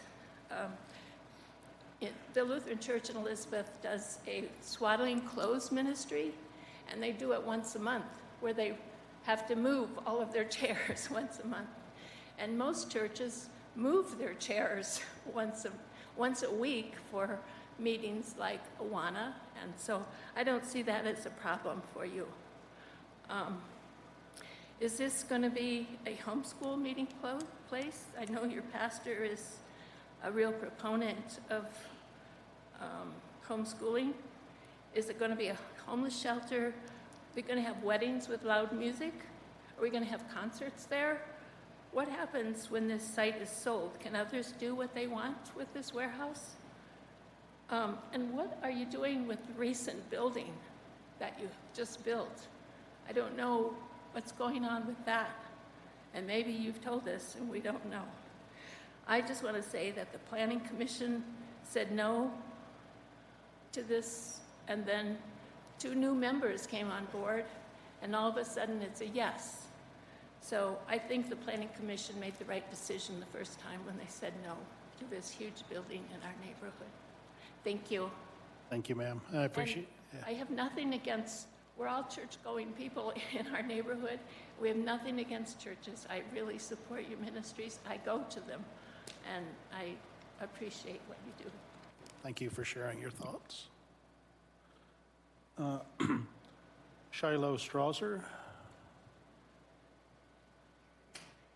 Good afternoon. Hi, my name is Shiloh Strasser. I live at 11219 Pinevale Lane, and I've been going to Reformation for 12 years, and I've volunteered at all the clothing drives that our church has done.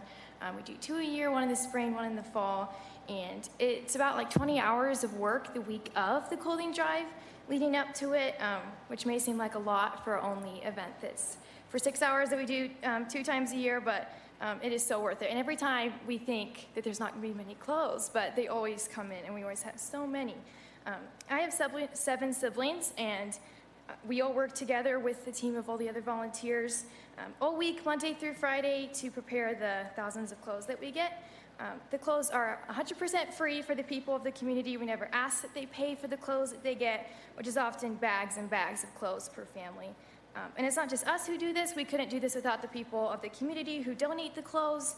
And we love our neighbors and our people in our community. So it's a blessing that the people getting the free clothes are getting it from their neighbors and their people who donated it to them. I and everyone else on the team don't get paid for the work that we do. It's all volunteer and service work, and it's a joy to do. We love serving our community in this way, and the stories we've heard and the people we've met through this clothing drive have not only been a blessing to the people receiving the free clothes, but also to those of us volunteering. So thank you so much for your time. Thank you. Todd Strasser. I'm assuming you're not one of the siblings. Todd Strasser, 11219 Pinevale Lane, Franktown, representing Douglas County. So I think actually I'm one of the pastors as well at the church, and I think really, you know, that's the challenge. We've got these people that have lived here 30 years, and I totally understand. I think the challenge goes back to 2011 for whatever reason, this county decided to let a church be built in a residential neighborhood. And I think that's the challenge, right? Is now you've kind of got to work through like, well, great, what do we do now? We have this place where we have allowed 300 people to come on a day. That's a lot of traffic, right? And then you have these residents around here who are basically saying, well, we wish it was just a residential home, not a church anymore. I think at the end of the day, I know God's going to take care of whatever, and he's going to do whatever he wants to do. So you men have a challenging job. I appreciate that. I think what I'm just not sure about is some of the mischaracterization. I mean, we're not a clothing store. That's pretty clear. You know, I think we're trying to do good things for the community. The question comes to mind, what would you like us to do? I mean, we're just trying to do what a good nonprofit organization does and benefits your community tremendously. And so we just want an opportunity to do that. And so I appreciate you. Thank you. Thank you, sir. Sarah Briand. Thank you. My name is Sarah Bryant, and I live at 2463 Placer Street. I have helped organize the clothing giveaway for the past 3 years. Each giveaway reaches between 180 to 250 family units in the local area. Everything is provided for free, and there are hundreds of hours of volunteer labor that goes into each event, and no one is reimbursed. We are really grateful for this opportunity to connect with our local community and with the families in our area. We've talked to many families who've had needs and been able to come and get new clothes for their children as they go into a new season. One family whose house burned down was able to come get clothing, and there was one lady down in Peyton who came and had a preemie baby that she needed clothes for. And we were able to keep in contact with her over the last year, as well as she's had other needs for her baby. So I'm just one of the volunteers, and just wanted to share that no one is being reimbursed. Thank you, ma'am. Carrie Kramer. Carrie. Hello, my name is Kerry Kramer. I'm actually a member of the church. I'm actually working on the addition at the that's currently been going on, and there's a couple of things that have been bothering me. I'm coming from a construction perspective. I've been in construction for 40 years, and the way that this has been working out, I built homes, I built residential, commercial, re-roofing and stuff like that. And whenever you go through a process, if you've gotten past step A, B, C, and D, and then you get to E, I've never ever seen in 40 years of construction them make you go back to A again and redo the whole thing. And what is bothering me is this, like if I started a house and I do the foundation, I do the framing, get the electrical, and I'm ready to do the drywall, and all of a sudden an inspector comes in and says, oh, wait, stop. You got to tear everything down. Got to go back to foundation because it's not quite wide enough. We deemed that it needs to be a little bit wider or thinner or whatever it is. That's the issue that I'm having. That's the problem that I'm having with all of this. And I kind of wanted to point out the addition. The addition was approved in 2011. The foundation and the pad was poured 11 years ago. And now we're just raising it from that. So for some reason, they keep saying that this is a second or third installation of what is being done, when it's actually just part of the first process. So thank you for your time. Thank you, sir.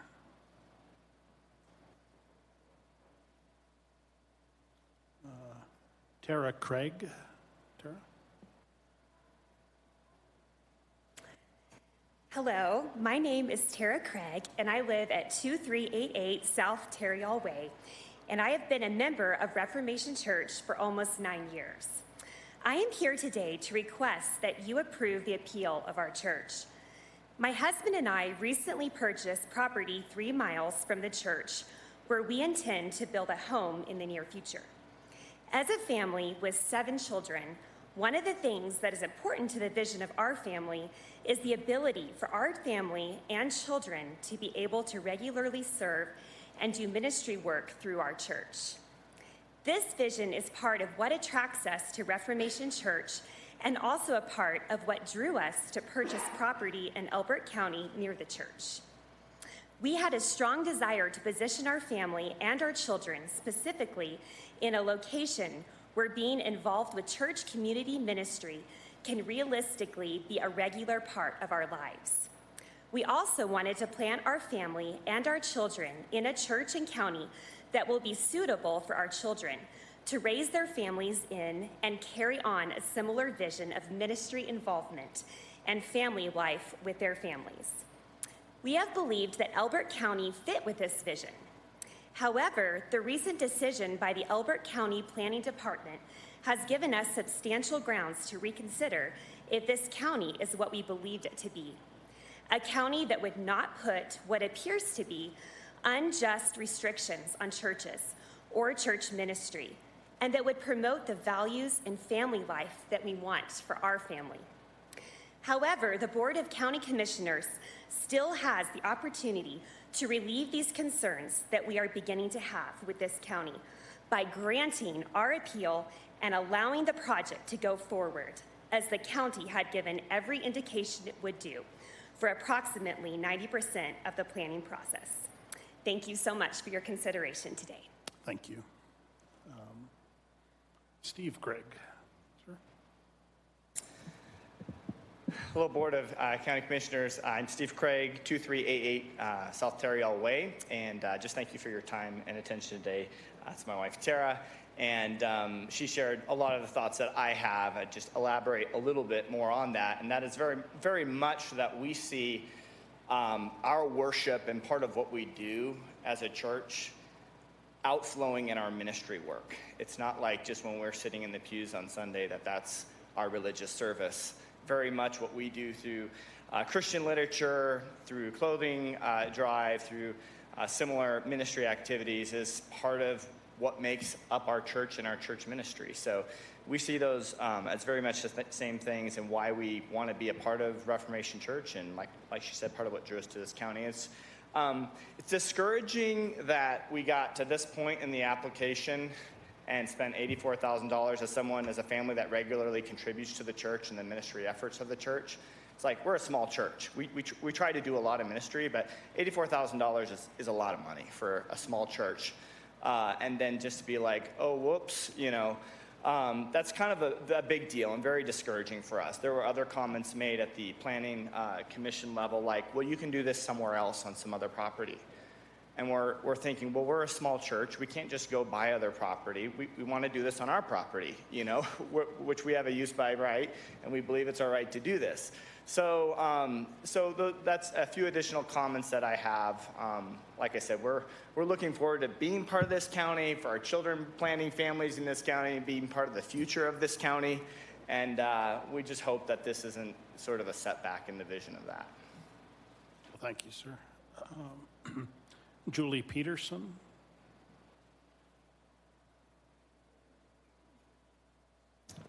Good afternoon.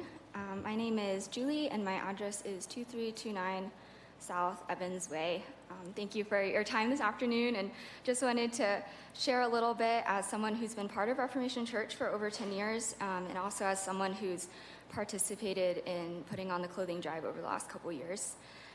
The first thing I just wanted to share, that as a longtime member at Reformation Church, is that I can attest to the fact that we love being in Elizabeth. We love being in Elbert County. We love the people in Elbert County, and getting to connect with the community through various local events like Elizabash and our clothing drive, because we love the community here and we want to bless the people here and have an impact here as well. The second thing is that we love to serve, and as Christians, we believe that a way that we love the Lord is by loving the people he puts around us, and that happens to be the people in Elbert County, since that is where our church is. And a way that we've been able to do that, as you've heard, is through the clothing drive that we have twice a year. We're not a clothing store. We don't sell any clothes. We're just a group of volunteers who commit about 2 weeks of our time every year to sort clothes and give them away to the community. We often have leftover clothes that we store because we get nice clothes often in our donations, and we like to have them for the following clothing drive that we usually host later in the year. We're not paid for it. We don't do this because we get something in return. We do it because we found that it's a very real way to meet some very real needs in our community. So in closing, I would just submit to you that from experience, Reformation Church loves the people of Elbert County, and part of our desire in having this outbuilding is to be able to love and better serve our community. So thank you again for your time in hearing us and your consideration regarding our appeal. Thank you. Looks like Daniel Craig.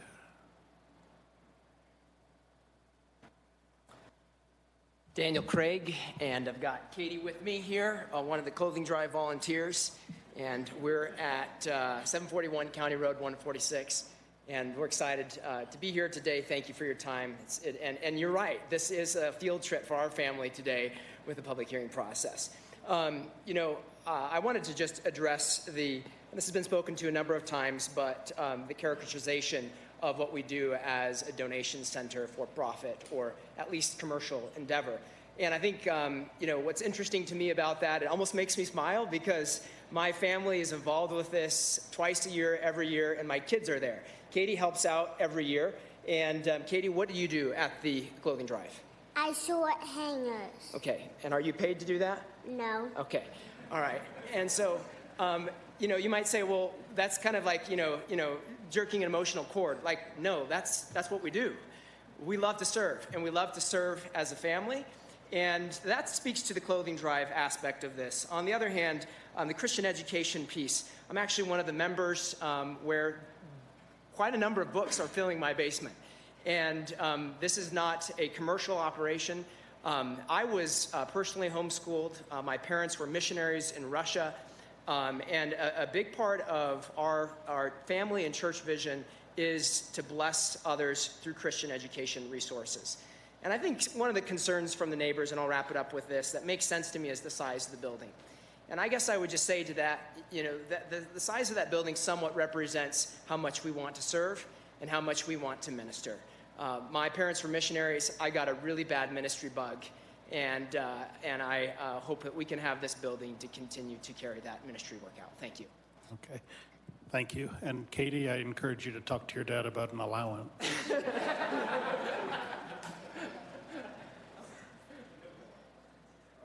Elena Russo.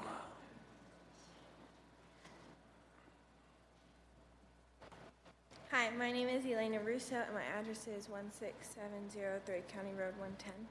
I'm a member of Reformation, and I've been helping with the clothing exchange now for 3 years with the rest of my family. As a young woman, I don't really have the ability to start my own ministry, but this just makes me so grateful for what our church does in this clothing giveaway and how young kids, Katie's age, 3, 4, 5, and 6, can all come together and they can work together to sort hangers and find little jobs and learning at that age to be selfless and serving others. I love that you don't have to be the most proficient or a certain age. You can be like Katie, and sometimes, the heart that we're looking for is just a heart that wants to serve others, and that's found in a 3-year-old a lot of times. I love that the whole family and friends can come together and serve alongside. Thank you for this time to share and how I see the clothing exchange blessing others. Thank you. Abigail Swanson. Hi, I'm Abigail Swanson, 4552 Glen Haven Circle, Elizabeth. First off, I wanted to thank you for allowing us the freedom to speak to you and really taking the time to listen. I know you've been here for a while. My family has lived in this county for 27 years, my whole life plus some. I just have to say I love this county. Growing up here has been the best experience. I love going to the grocery store and recognizing the cashier, the beauty of a small town. It's been wonderful having the opportunity to just do the face-to-face, reaching out to the community, seeing the people that we've been around all these years and being a small part of that. At the heart of this, we really would love to keep doing that, to have the storage to hold on to those clothing articles, to be able to be there twice a year, rain or shine, not relying on the weather. The church's responsibility is to serve where needed, to help when possible, to be a place where ministry is happening, and just a place where we can love our county and love those around us. This outbuilding would make a huge difference as we continue here in this community. Thank you so much. Thank you. Rebecca Swanson.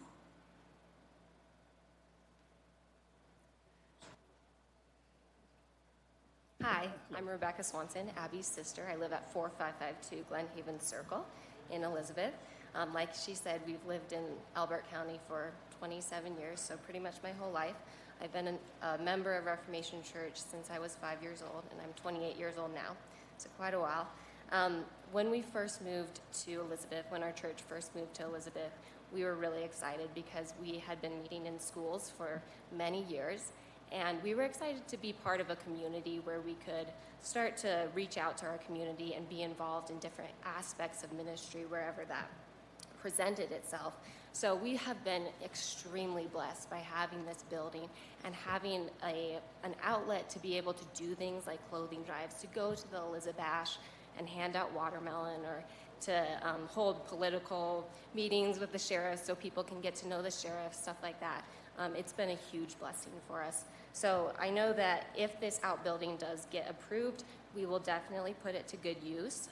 We definitely want to use it to continue to minister to people, to our community, to even people around the state of Colorado in some aspects as well. I'm thankful that you guys listen to us. I'm thankful for the freedom of religion that we have in the U.S. and the ability that we have to come and petition you guys for this. And I appreciate the neighbors being here. I know that change is hard, and I've lived here for 28 years, and I understand that it's difficult to see something like this happen. So I appreciate them being here and having some concern about their community. So thank you for your time, and appreciate it. Thank you, ma'am. Scott French.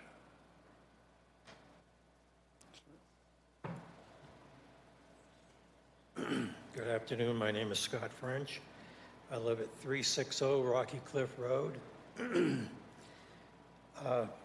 I've been opposed to this at the last meeting that we had with the planning board, and I was very clear about why I was opposed. My wife and I moved to this small community that we live in, Pine Creek East, in 2011. And I even said to some of my neighbors that I wasn't opposed to a church being built. I think there should be more churches, as long as they believe in God. That's not the issue while we're here.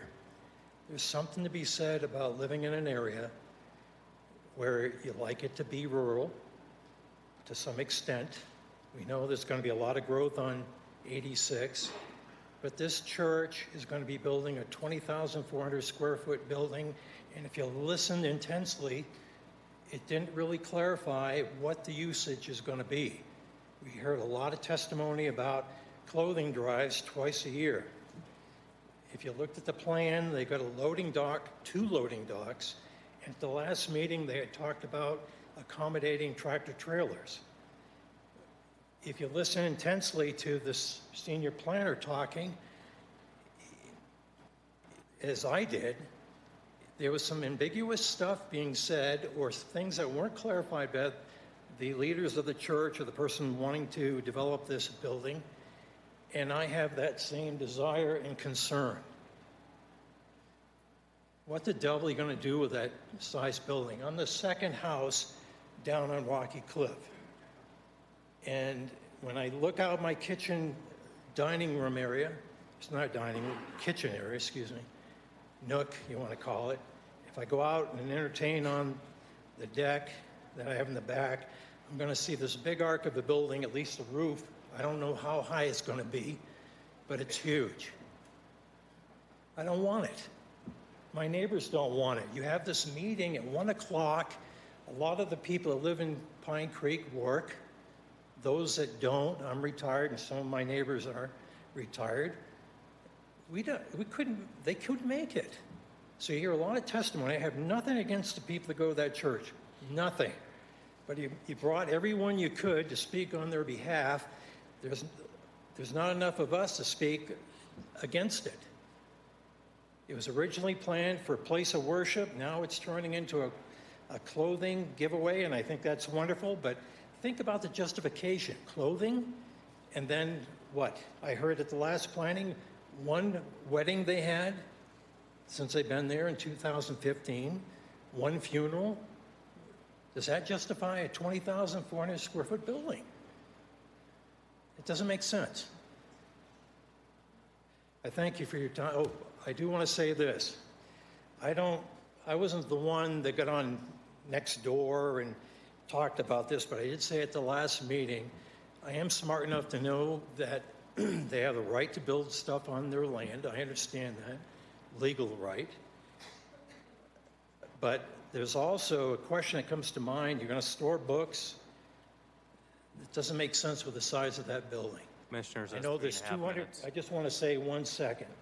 There's $250 million available in Colorado for homeless shelters. And there's not a darn thing we can do about it once it's up. And it's a revenue base. I'm not saying they're planning on doing it, but things evolve and things change.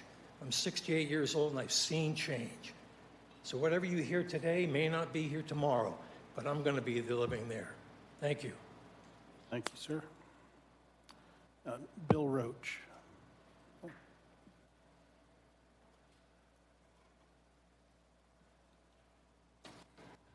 My name is Bill Roach. I live at 2463 South Placer Street in Franktown.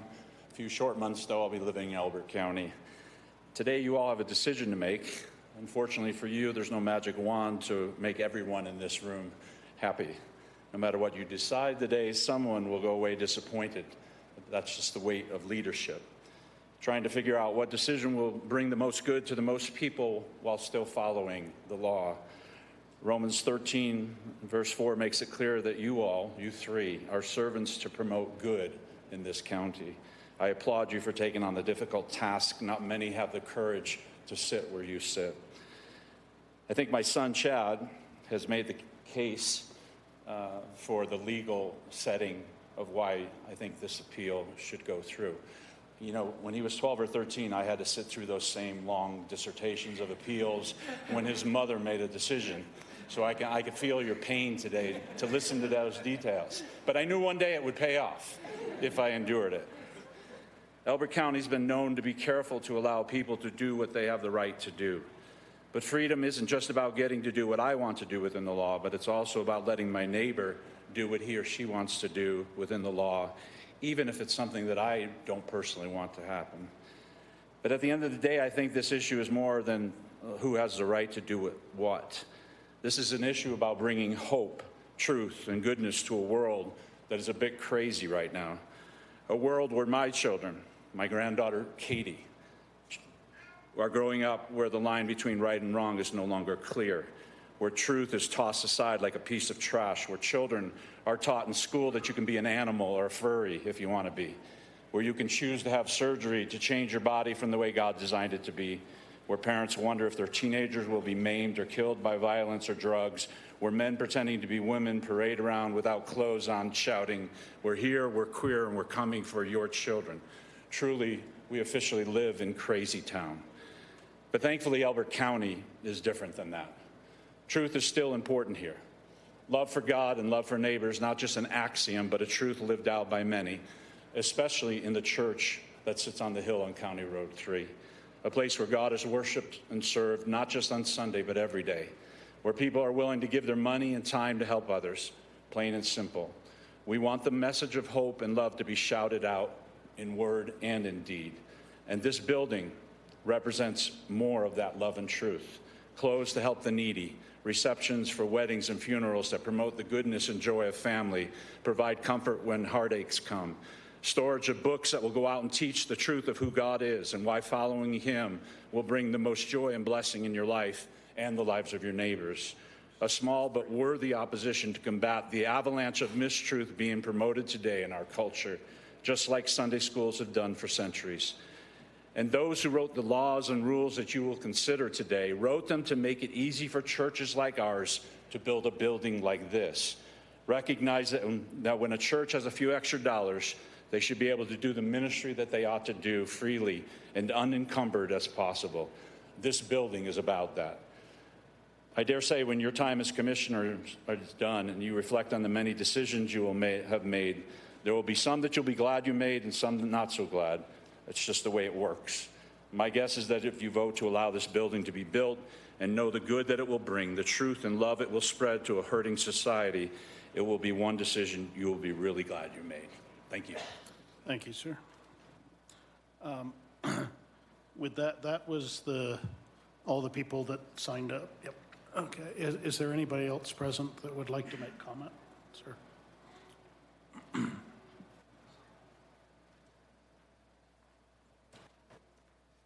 Yes, my name is Gabriel Eden. I live at 34544 Columbine Trail West in Elizabeth. I have been a member of Reformation Church for over 18 years now, and I've had the privilege of serving our community through the events my church puts on, like the clothing giveaway. And sirs, I just urge you to please judge with the law being the first priority. And, you know, in this world, it doesn't look, I don't like it when a Supreme Court judge judges contrary to the Constitution, or when a liberal makes decisions based solely upon their feelings. And it would look no better for this county to act in the same manner. And over the last months, there have been a number of mistruths regarding this building that have been taken as truth. There have been numerous misrepresentations of this building and the legality regarding it. Firstly, the building does not, in my opinion, violate the code. And it is not a commercial building to be used for commercial purposes. In the last meeting, Commissioner quipped, and I will paraphrase, that you're right, it's not commercial, it's industrial. With all due respect, I can confidently stand here and say that a church giving away clothes is neither commerce nor industry. Just doesn't seem to be the spirit of what we do. Secondly, if the building did and of itself violate code on the outset, why was it not dealt with on the outset? This is something Chad spoke to. Is it possible that the building didn't violate the code? Our church went through the proper gates. We spent months working with the building department, spending over $85,000 in the process. But this is all just to have someone seemingly put words in our mouth and speak a lie regarding our purpose. The months are gone, and that $85,000 is also gone. And this just seems like a misuse of power, unethical also. And thirdly, I don't want to take too long, this is an accessory building. Churches are allowed accessory buildings by right, just like our agricultural/residential neighbors. It is a common occurrence for barns like this to be much larger than main structures. Certain neighbors have over 500% the area of their house in accessory buildings, which I think is great and wonderful. We live in a ranching community. However, when Chad brought this point up in the last meeting, the response he got was, we're not talking about them, we're talking about you here. And I don't think that man could have been more honest than what he said. I don't think that everyone's just out to get churches. You know, I believe you guys love this community, and you see the great good that churches do in the community. But 3 minutes. Okay, excuse me. But just please forgive my forwardness, but with all due respect, I would just thank you for listening. Thank you, Gabe. Sir. Neil Bringy, I'm at 30633 Longhorn Circle, Elizabeth.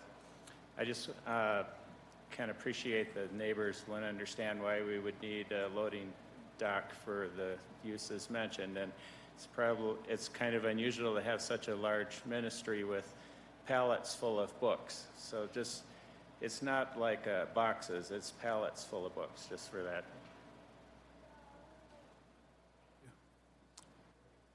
Sir, yes. Behind you. Hi, I'm Shane Kramer, 12885 McCune Road, Elbert, Colorado. So I come here today, and I'm only 17, so I don't know what it's like to have a family and a house of my own. I don't know what it's like to do those things. But I can say one thing. Although I am young, I have 7 years of detailed leadership experience through certain programs. And so I do, to a certain extent, understand the responsibility of having the best, someone's best in mind and wanting the best for your group or even your community. And so, to a small extent, I can understand the decision you board members have to make today. And so, I say I can't understand what it's like to have my own home or any of these things, but I will say I truly believe that this church and its ministries and the ministries that it will be able to achieve with this outhouse are truly the best for Elbert's community. And so I would like to end this by saying a favorite Bible verse of mine, "For God did not give us a spirit of fear, but of power and of love and of a sound mind." Thank you. Thank you. Sir?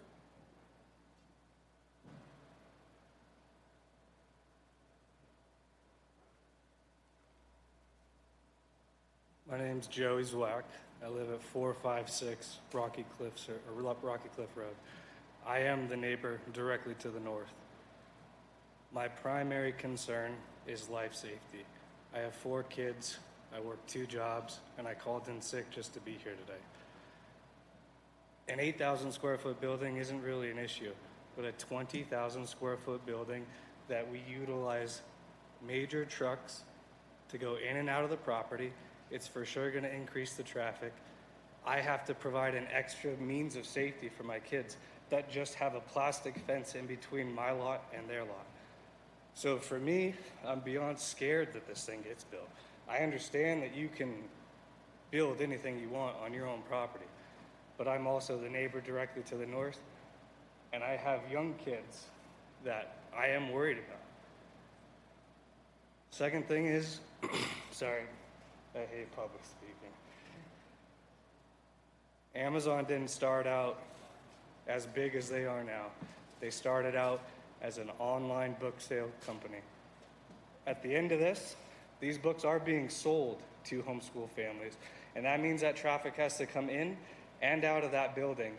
Whether or not they make a profit on those books, there is still an exchange of goods and there is still an exchange of material leaving the direct south of my house. Thank you for your time. Thank you, sir. Do we have any other public comment at this time? Give you a moment to let that settle if there's anybody that does want to speak. Okay, seeing none, I'm going to close public comment at this time.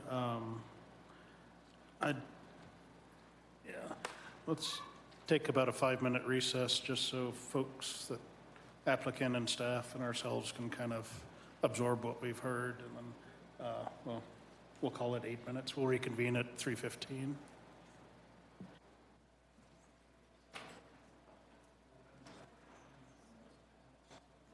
Amanda just gave me my voice back, so no, I know we went a few minutes over, but I guess at this point,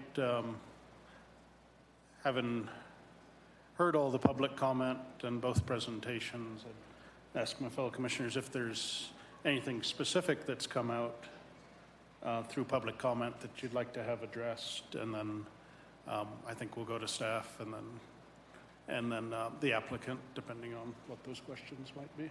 Yeah. So. I have a weakness. I'm an engineer, so I'm going to try and focus on facts. One of the things is that, if I understand correctly, the Reformation Church is a nonprofit operation, and that this building, although it's a large building, it looks like a riding arena barn from the outside. But I want a couple things. Is one, in my mind, it's an accessory use. But the thing that I'm a little bit puzzled in terms of a list of sequence facts, I'm not sure what the right terminology to use is there's a confusion over usage. And what I'd like to have is a list of, and I'm going to say 10, I don't know if it's 8 or 14, line items that say, okay, no homeless housing, non-commercial activity, and just go down these questions that have been very specifically by our planning department and some of the public have brought up. And I think that that will build confidence in terms of what the real usage of this thing will be. And like the loading docks, that could be interpreted in a dozen different ways. So I'd like to see 2 lines that say, thou shalt not bring refrigerator trucks in, or something that kind of indicates its intended usage. And what I would like that to be is, once we get that list and the planning department accepts it, is that it be recorded with the document, so that then the questions, in my mind, go away. And again, I know that I'm kind of getting down into what I call the dirty specifics, but on the other side of the coin, I think that I look at this as an accessory use, and I think you have a use by right so long as you get the building permits, the road agreements, and all of these other things that are necessary, again, for building public confidence, and mine too. But and I've lived in this county for over 30 years, and I was even on the planning commission when this church was originally approved. So and I'm involved with the church also, but the whole point I'm getting at, churches want to grow, they want to provide more goodness for their communities. But I think that list would be very, very valuable. And one of the things I would ask is, if we do approve this, is that you agree to provide that list.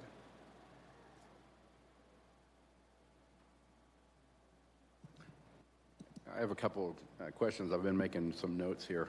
I'll probably go back and forth between the applicant and staff. Yeah. And so could have a few here. First, if you could go into a little bit more detail on how your book ministry works. And part of with the loading docks, how often those are anticipated to be used.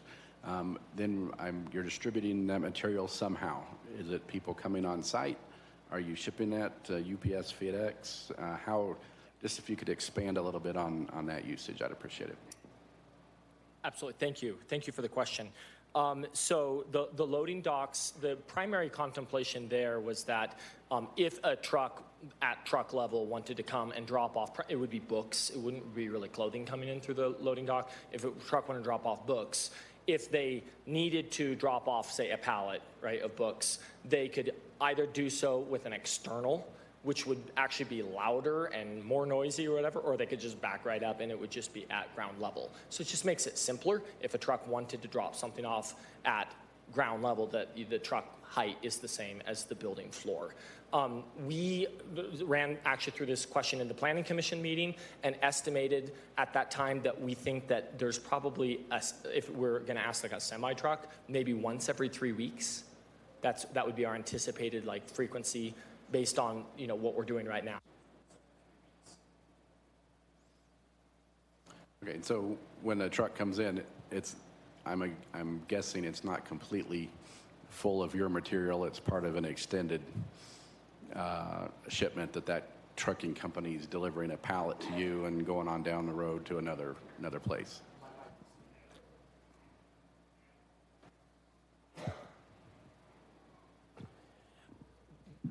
Right now, when a truck comes in, it's bringing a recent book that we would have written. So like we don't print them, right? We would order them from someone and then they would deliver it. And so that would sometimes come on a pallet, and then that would sometimes come in a larger truck. Most of the time, it's like there's not a lot of semis. And in terms of the distribution question that you asked, we don't do retail. We don't do like walk-in. It's not storefront.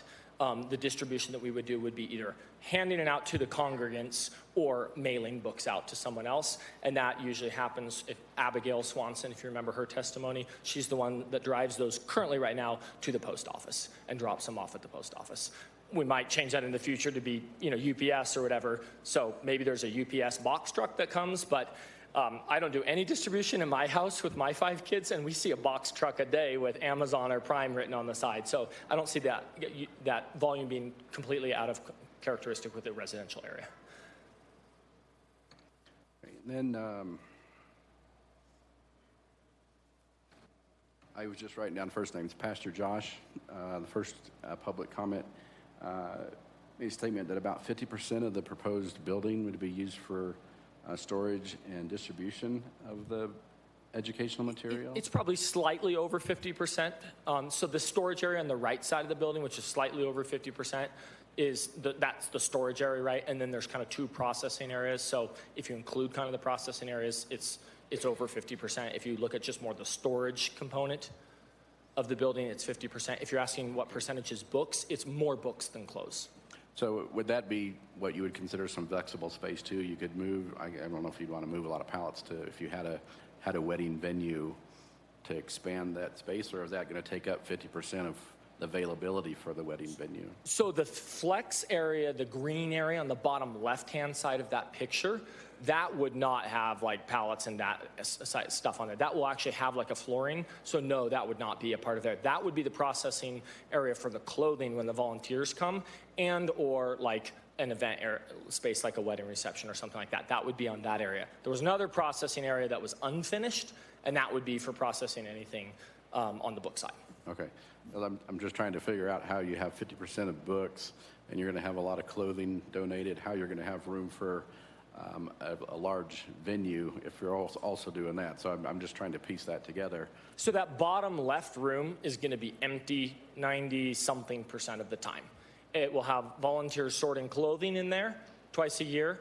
And then if there's an event, it would be something in there. But right now, we don't contemplate any permanent activity in that room. I'm not saying that like maybe in the future, if we grew, that I'm not promising here, oh, we'll never use that part of the building for anything else. We have no current plan for that at all. And it's not finished to be able to handle that. So that we're not finishing that if you look at the finishes.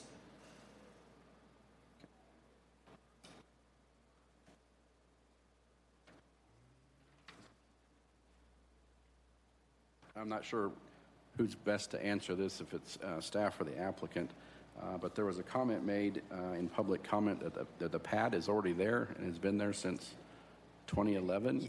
Let me clarify that. So when we originally were approved in 2011, we were approved in the floor or the footprint of our current church building, including a phase 2 area, which we call our fellowship hall, which is our potluck dinner area. We poured the foundation for the entire building at one time back in 2011 and built the main sanctuary area. We were up till last year a sanctuary, a lobby, a nursing mom's room, and a little kind of room the size of like that corner, plus a kitchen and bathrooms. That was it. And so the fellowship hall was what we expanded to. We started working on that like 2 years ago. That was already contemplated by the BOCC back in 2011. We just didn't get around to building it till 2 years ago. So it was kind of a raise the money kind of a... But that's not the pad for this proposed No, building. no, nothing has been done for this building whatsoever. I was just wanting clarification on that. As far as a question for staff, the idea of a commercial building, the pictures showed ARC and the Catholic Charities and those different types of, which looks to me like more of an actual storefront versus twice a year event is what we've been told. How was that married that those were similar? This building is substantially larger than some of those facilities in their warehouse area, so that's why we were comparing those. So simply on size? Yeah, primarily. The addition of the clothing donation center was something we just learned about at the Planning Commission meeting, so that was new information to us.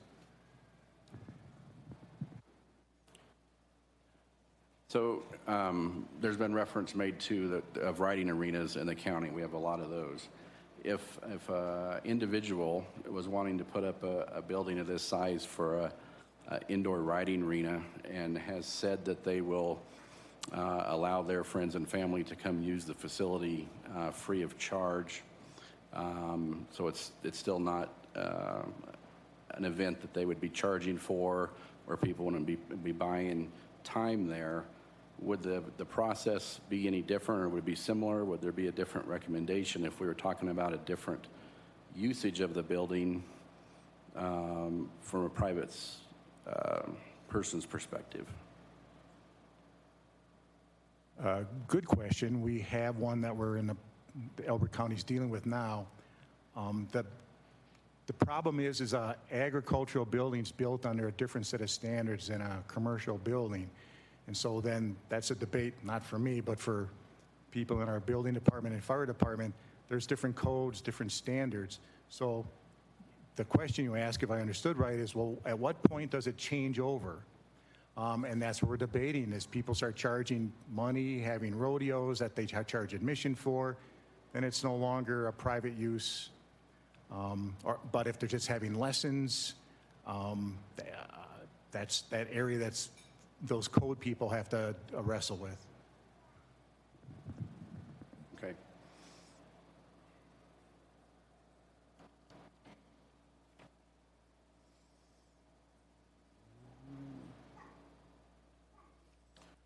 So as I'm listening, I appreciate everybody's comments, both in favor and opposed, being very respectful, and we appreciate it. We don't always hear that when we hear a lot of public comment, and so I do appreciate that from everybody, and I think it's great that we can have an open conversation and not let emotion take over.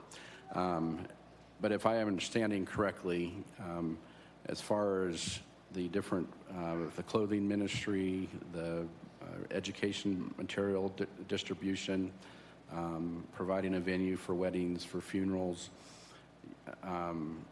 those aren't your primary events, right? That's right. Those are accessories to the purpose of what the church is. If you could expand on that, and so we can all kind of understand that, how you view these other deals, other events.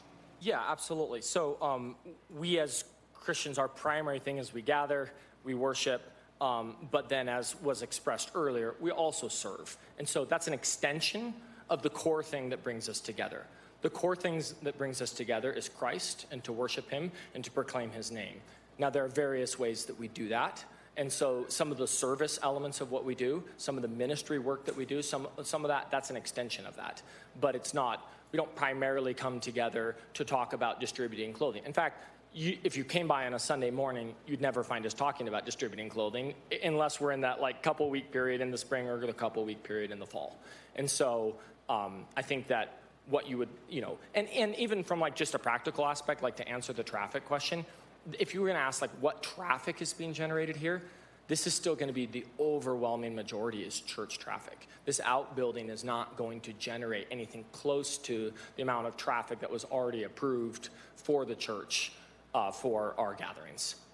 And we are significantly under, just as I mentioned, our traffic report for what we were confirmed by. So as far as utilization for these different ministries, for weddings, funerals, that sort of thing, do you envision that if a non-member were to come to you and say, we were really needing a place for a wedding, or I need a place for a funeral, that's something you extend to them, or is it more just for your congregation? We do not strictly offer or allow only members of the congregation to be married or to have a funeral at our church. But if you were to ask me how regular is that, I would tell you I can remember one funeral of a friend of a member of our church, or one wedding of a friend, and I can remember one or two funerals where someone from the community said, hey, we had a family member die, you're the closest church to us, can we use your building? So if you were to ask me the number of times that that's happened, it's few, very few. But I wouldn't say we have a policy of only doing that, because that is honestly part of our ministry. People die and get married, and if they came to us and said, could you please work with us, we probably would be open to that discussion.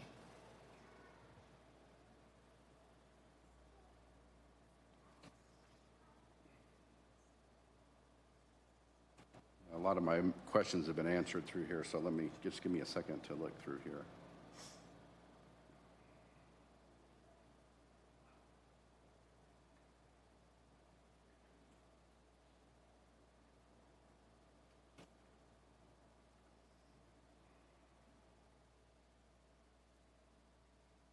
Okay, I think I'm good for now. Thank you.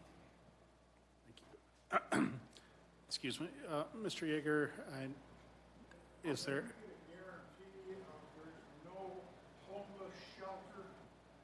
Thank you, sir.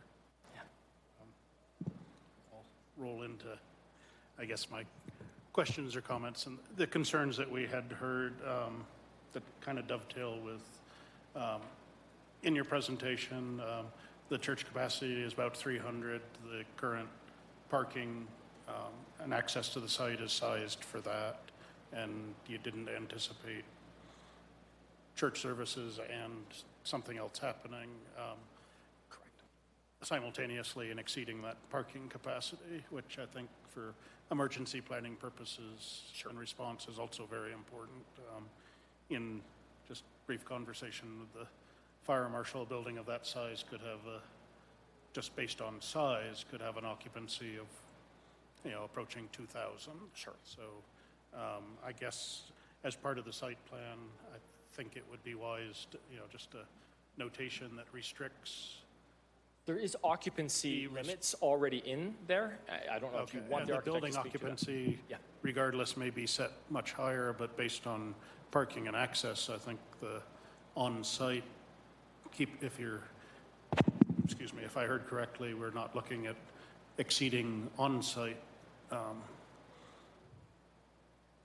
use of more than about 300 at any time, regardless of whether it's the building in use, the church is in use, or the quiet time during the week. Is that what I heard? I think is your question? Do we anticipate exceeding? Yes. 300 people in this outbuilding? The answer is no, and we don't anticipate running them simultaneously to get to 600. Right. My concern being that if we exceed parking capacity, then potentially you have haphazard parking, you're blocking emergency access, et cetera, et cetera. So I think as part of the site plan, I do think, a statement that there is a capacity that's driven by access and parking, not necessarily, a large building that could hold a whole bunch of people, but that your capacity is really limited by what you can safely get on and off the property and have parked on the property. And yeah, that's something I wanted on the list that I was talking about. Yeah, and then I know Mr. Yeager, I guess it has been expressed concerns that this would turn into a homeless shelter. If that is not the intent, just a note that would not be used as a permanent residence or sheltering other than emergency. We often call on people to shelter people in an emergency, but that it wouldn't be used for a homeless shelter. If that's not the intent, just to note that if something is to change in the future, we always can come back and look at site plans. And the other, in terms of capacity, I think just setting a capacity of 300 people on site is probably the way to address, but kind of the concerns that were expressed on Mission Creek, does it turn into a school? Well, if so, again, we have emergency response concerns, there's modifications to buildings. There'd be a lot of process beyond that, but beyond that, this board had previously and has previously and stands by the fact that a declaration that worship is a critical public function. It was protected during COVID. That was the basis for allowing churches to continue to operate as they should have, and as the Supreme Court later decided they should. I do think through the testimony, you have very well defended that this building extends your ministry. It's part of the accessories to your services, or even primary to. That I don't have a problem with. I do understand the size of the building is large, but again, not larger than many indoor riding arenas that are common in this type of area. I don't think I think the original core of the problem that I said, is this religious and accessory use to the church or not? I believe it is, so I don't think we're looking at rezoning. I think where we're focused is, or at least in my mind at this point, is are we adequately addressing life, health, and safety issues?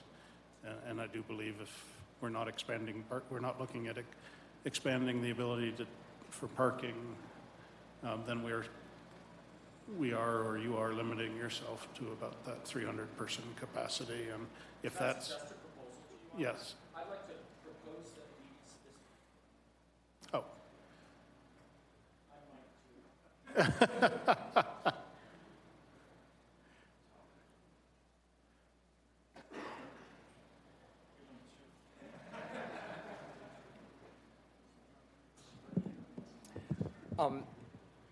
I think it's possible to add so much that becomes vague and ambiguous, and it falls outside the spirit of like what the code already sets out. But we could suggest specifically excluding a homeless shelter as being a use, and basically state that the intent of the building is not to exceed the occupancy of the primary building. It's not quite fair to attach it to just one room in the primary building, but if we said the occupancy of the primary building, then what we're basically saying is it's not a this plus that, it's this to not equal greater than.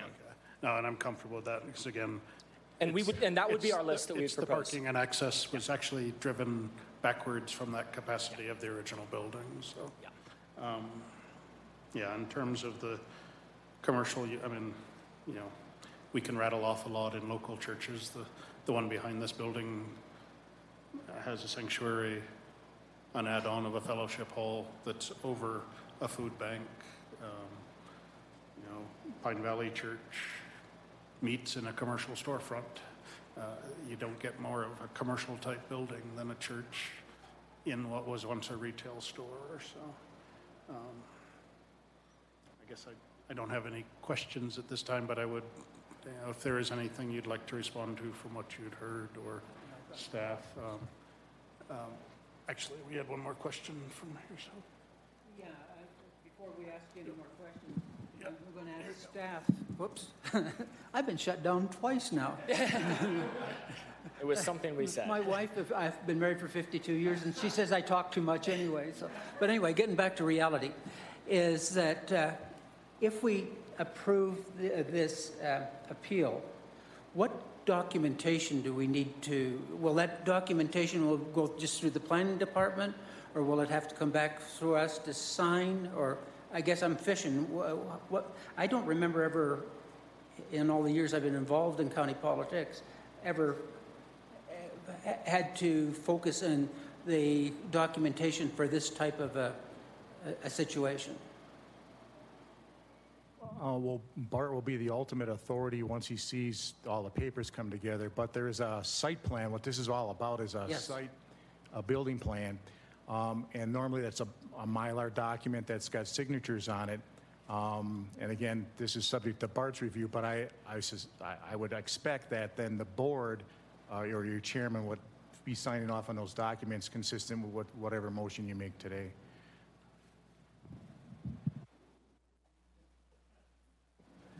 Yeah, if I may suggest, it would be similar to the setup for the documentation on an economic development zone site plan, which is a site plan approved by the commissioners if we use the same signature block requirements, etc.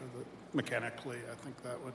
And the conditions you place, some of the things you've said, well, they need to, you know, modify the plans to show whatever it is you decide. Okay, thank you. Okay, that's all. Point out. Turn it over to you.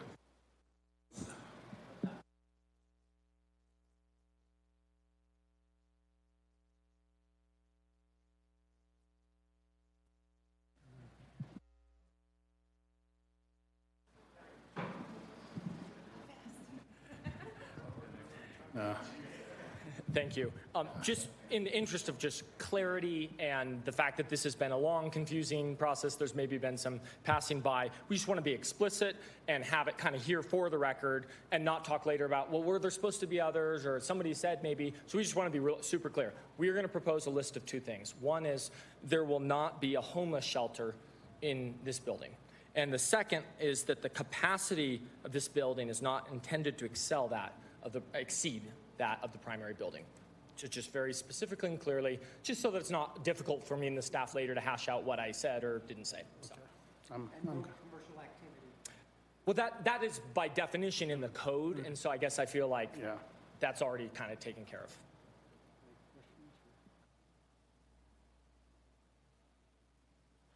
Yeah, I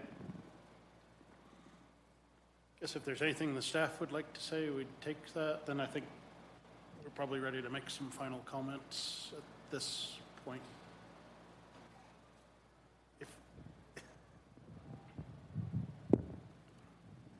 Just so it's not lost, the site plan and floor plan need to be modified based upon all the new uses they have, so those have to be specified.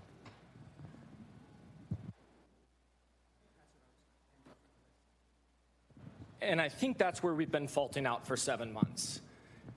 So I guess I would ask that our site plan be accepted as is, because I feel like we have disclosed I can go back and read through the October narrative where we disclosed the uses in multi-paragraph detail. I feel like we have done that. And so that's why I just don't want to fault out with the staff later. Okay, all right. If you could bring up the slide that just had the graphic of the building, as in my mind, flex space, administrative space, and warehouse space are pretty. I mean, and the narrative was is that the processing area on the bottom would be the flexible space. Correct. That was clarified in the narrative. I mean, we're not going to sit at this table and do staff work. I mean, that absolutely isn't happening here. I think the decision before us is this an accessory use or part and parcel of the church's mission? In my mind, it is. That's one decision. The other is the, accepting of the site plan as is. I think we do need to add those additional notes that this will not be used as a homeless shelter or overnight residences. It will not increase the overall, increase above the capacity of the primary building for the site. And I'm told we're recording this, so we'll go back and grab and write and summarize and not deviate. Be very straightforward. But I think those are really the decisions before us. If we need to have a workshop after this to further define within that scope that, if that is the decision of the board, what that scoping is or what specific uses are, I don't want to keep everybody in this room trying to make sausage when I think the decision before us is this a church use? If we decide that is, then the site plan needs to be adequate and meet all the requirements of a site plan. And the biggest thing I think is how many people are on site. I don't want to lose this. The gentleman that had concern about the adequacy of fencing between his home and the site for child safety. If the church was willing to take that on with the neighbor, of how do you? We were having it's a fence-out state. If you would love to sort that out. I'm not saying children are cattle, but it's a fence-out state, and if we want to keep the children in the neighborhood safe, if there's large vehicles, I think that needs to be addressed. So anything else? No. So what do we need to do? Do we make a motion on this? Treat it as a site plan for an accessory use? I think the right form of the motion would be a determination that the project proposed is in conformance with our definition of what a church or religious institution has. That no rezoning is, I guess that would be the easy, was that no rezoning is required for what is proposed, and and I think at that point just an adequate site plan needs to be prepared, but I do think we probably need since this is our decision now, I do think a workshop with yourselves and us probably within the next couple of weeks, just to make sure that there is no confusion over what was discussed today and what's appropriate use of the building is going to be necessary, because this is what is probably happening at that phase is a compression or a review of several 45-day referral periods, responses, etc. We're not going to substitute ourselves for the engineering determinations of drainage or traffic, etc. But I think we owe it to you, to the public, to the neighbors, to future staff, to document well what we are agreeing to today. So if that works for you as the applicant, and we are without a mic again. Maybe just for clarity, later, if the staff says, well, we just look at parking entirely differently because of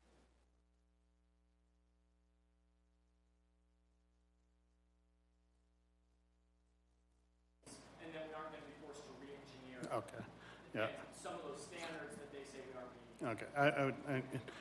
Parking was a specific note of mine, and if it has been designed to support the maximum occupancy of the current church, and your statement is that the site is not going to have more than that capacity, then I think I think we can make the call that parking is adequate. That's what we're trying to do, is make the pieces.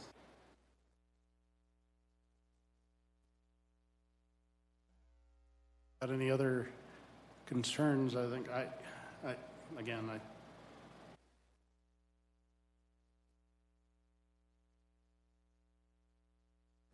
So Dallas spoke less than anyone else, and we've got another hearing after this. But I do want to, if my fellow commissioners have any other final comments, but I think the form of the motion would be to accept, to find that the zoning is adequate, that a site plan is all that is needed, and then we do need to meet to determine the final form of the site plan. So. Mr. Chairman, I move that we recognize that the zoning for the Reformation Church modifications is subject to a new and updated site plan. And that we'll get together here in a couple weeks or so to discuss any details if necessary.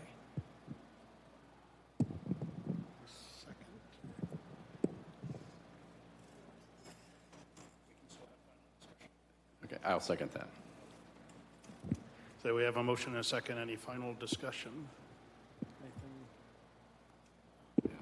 Just to say I agree with the things that we've seen here today, that it is a accessory use that supports the ministry of the church, and I look forward to getting the details ironed out so everybody can move forward. And that's the same. I do believe that zoning is adequate for what you're asking to do, and don't want to lay a million new details in, because I think you have been working the site plan well, but I think we've got to define a scope just in case there is large changes in use or capacity of the site, or the two. So we do have a motion and a second. I would ask that all in favor vote aye. Aye. Motion carries. So with that, I'd accept a motion to close public hearing on this item. Mr. Chairman, I move we close the public hearing on the Reformation Church appeal of administrative decision. Second. Okay, we have a motion and a second. All in favor, please say aye. Aye. Any opposed? None heard? Aye. Motion carries. So with that, we'll take a 10-minute recess. We've got another hearing after this, and hopefully we'll have at least one mic working by the end.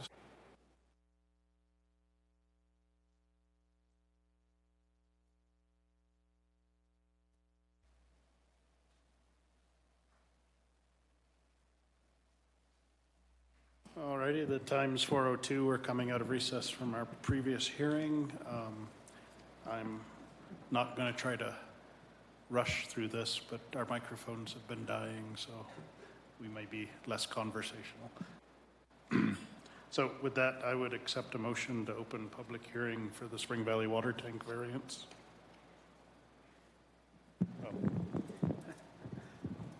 Mr. Chairman, I move we open the Spring Valley water tank variance case VA 22-0039.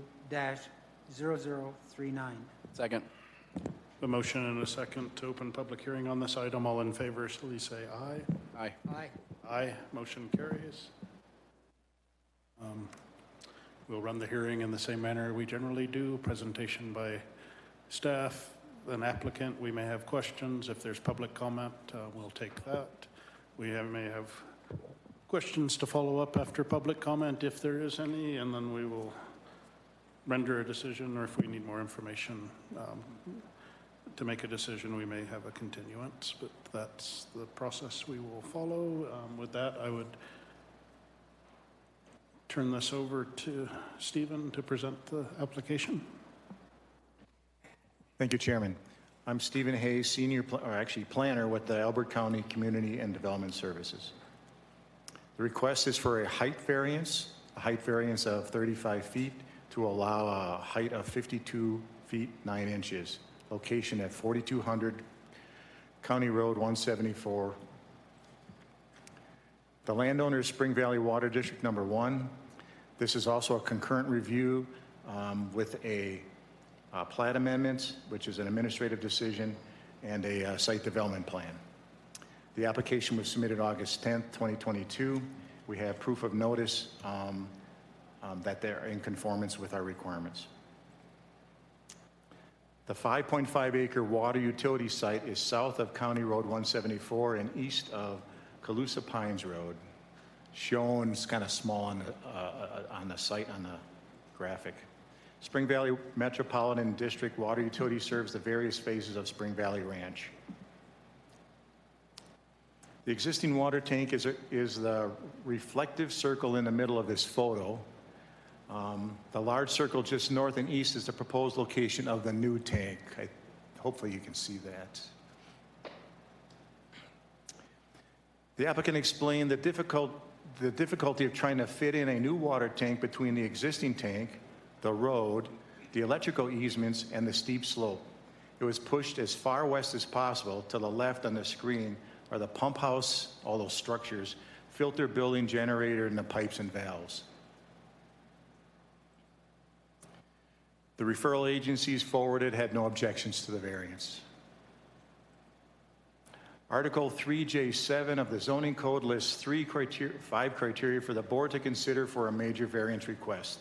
The 5 criteria are: A, by reason of exceptional narrowness, shallowness, or slope or shape of a specific piece of property, topographic conditions, or other extraordinary and exceptional situation or condition of the piece of property, the strict application of the regulation would result in peculiar and undue practical difficulties or peculiar and unnecessary hardship on the owner of the property. Municipal water tanks need to be located on high ground. The highest area on this development is at this corner of County Road 174. Hydraulically, the 2 tanks need to be at the same floor elevation. Not all of this 5.47 acre water utility site is at the peak. The east portion slopes down significantly. Using one larger tank minimizes as much as possible, placing the larger new tank as close to the top of the hill as possible. The applicant reports the slope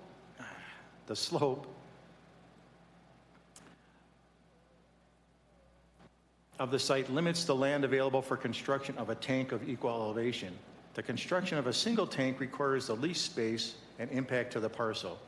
Should the variance not be granted and they cannot exceed the maximum height, they would be required to construct 2 or more tanks to achieve a 2.1 million gallon requirement, resulting in more land coverage in an area that is primarily open space and has a significant slope.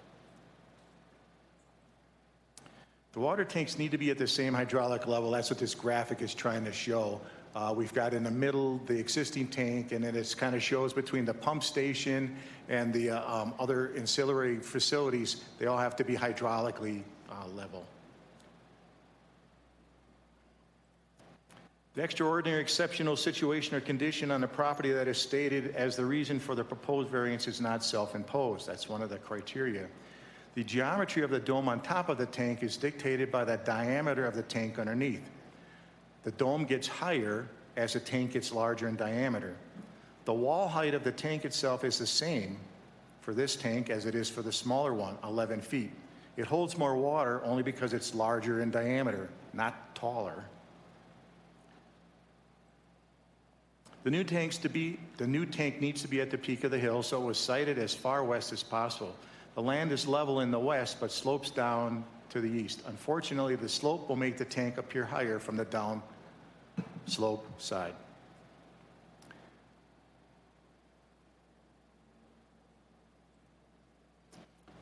C, the proposed variance complies with the purpose and intent of the standards to be varied and generally observes the spirit of the zoning regulations. That's the criteria. The peak height of the dome, which is the sole reason for the variance request, is a small portion of the height. The dome rolls off in a rounded slope down to the 11-foot wall. The intent of the height regulations is to minimize tall, imposing structures that are out of scale with the typical residential home. There is not a sheer wall height of 50 feet at any side of the dome. That's what this graphic is intending to show. The variance is for, in that right-hand tank, the 2.14, the variance is for that rounded kind of sliver at the top, and it's just the shape of the dome. D, the proposed variance will not substantially impair the appropriate use or development of the adjacent property. This is kind of simple. Without the tank, they're kind of limited in how many houses they can build, so the tank is necessary to allow continued development in this PUD. The proposed variance is the minimum variance that will afford relief with the least modification possible of the zoning regulations. The strength of the dome requires a certain ratio and slope to be structurally sound. The height of the dome is based on the diameter of the tank. This is the minimum height the dome can be built without requiring expensive internal support. The alternatives to meet the 35-foot maximum height entail multiple smaller tanks or more structural infrastructure support of a flatter roof. The applicant feels these options are not in the best financial interest of the district and its homeowners. The new existing water tank is on the left. The new proposed water tank is on the right. And no, the tank has not been built yet. This is an artist digital rendering supplied by the applicant, so understand where it came from, of a view looking west from County Road 174. The tan-colored base on both water tanks is 11 feet. This rendering does not show the proposed trees clustered around the base of the water tank. Those are part of the site plan approval.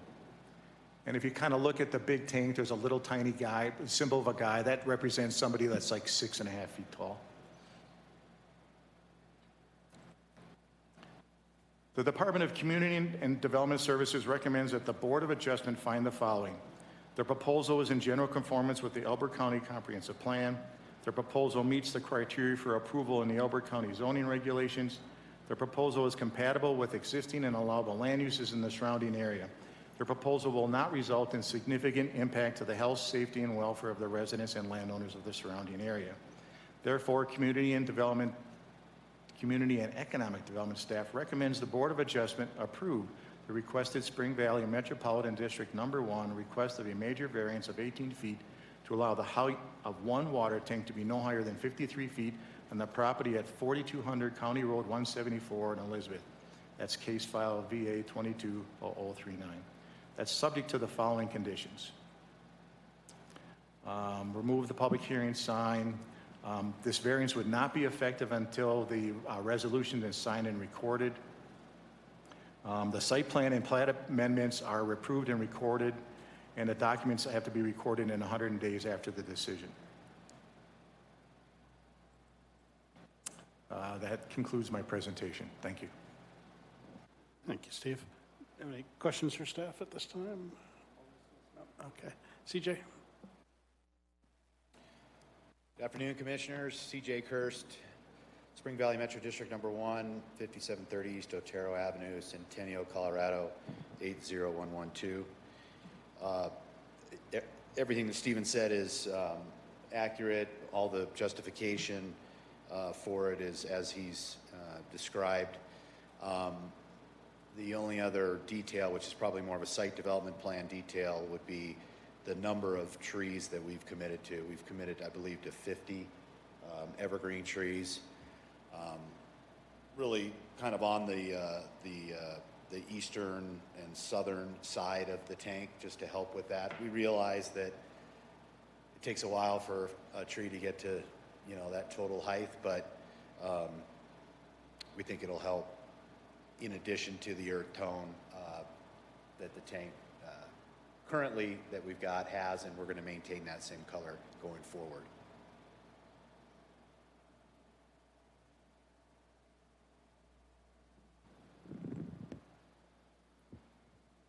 There's, why, have you thought about putting an 18-foot berm around it? So that then when you plant the trees, so that'll reduce the site distances to the 35 feet from day one. And then the second answer is, and I've built a lot of tank farms in my career, there's a way to loop those two, take that big tank and move it down 18 feet and then do some looping with the piping. So you would interconnect the two tanks and use, you would be able to get rid of the 18-foot difference there. Either way, in my mind, would work. Yeah, I mean, I think to get an 18-foot berm, we're going to need more horizontal area on that site as it is. It's tight. The 193-foot tank diameter really does, I don't know if you could go to that, really does eat up that section of ground there. It would require a lot more dirt, obviously, to come in if you were to put it on that western or eastern side there.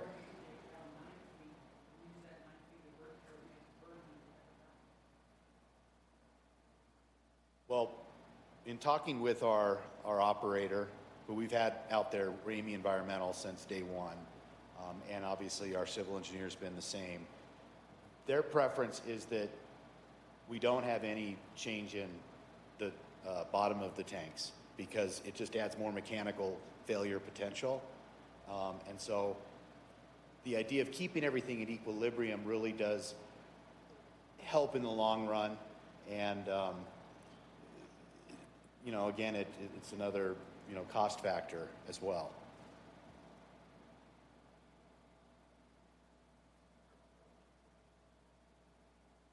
On the bigger view, I mean, that's that slope off to the right, if there was a failure, what's downstream of 2.1 million gallons? It's actually it's an open space drainage area that just continues to feed down towards 1721. So there aren't any houses directly in line with that. Okay. All right. Okay. Yeah, I don't have a pointer, but you can kind of see the darker green area. That's where that all would flow to, and it would just go to the culvert that goes underneath 1721, feed across the golf course. Okay. And the sizing, the 2.1 million additional, is that sized to serve Spring Valley at full build out or potentially additional customers? It's just Spring Valley right now. It is not only domestic but also fire suppression. Okay. All right. And then to avoid expensive internal support, I mean, what kind of expense are we talking? Is it when we built the become infeasible as a project, or I mean, there's a lot of things we can vary just to make things cheaper, but I'll make sure we're looking at varying it to be right, not just to save some money somewhere. We have not gotten any pricing for burying it because we just haven't done the engineering to determine what all would be needed for that. As it stands right now, we're looking at just over $2 million. It's about $1 a gallon with what we are proposing. Now, and I would say honestly, and I appreciate the renderings because that is, in my mind, it looked like we're building the Elbert Dome. Yeah. And it doesn't look as significant as it seemed like it when you're just looking at the numbers. So, any questions? I don't have any other questions. Is there a motion? I guess it's a it's a public hearing. So, do we have any public comment? Amanda, did we have anybody that wanted to be called or submitted comment? I don't believe so. No. Okay. So with that, I would close public comment. And then if there's any additional discussion or motions, we'll take that. Mr. Chair, I'll make a motion that we approve the Spring Valley Water Tank Variance Case VA-22-0039. Second. We have a motion and a second to approve the variance that was submitted. All in favor, please say aye. Aye. Aye. Aye. That was 3 ayes if the mics didn't catch it. So the motion passes. The variance is approved. I would accept a motion to close public hearing on this item. Mr. Chair, I make a motion we close public hearing on Spring Valley Water Tank Variance Case VA-22-0039. Second. Okay, we have a motion and a second to close public hearing on this item. All in favor, please say aye. Aye. Aye. Motion carries. We're out of public hearing. Don't believe there's any more business before us today, so I would accept a motion to adjourn. So moved. I'll second. All in favor, please say aye. Aye. Aye. Motion carries. We're adjourned. It's 4:19. Thank you.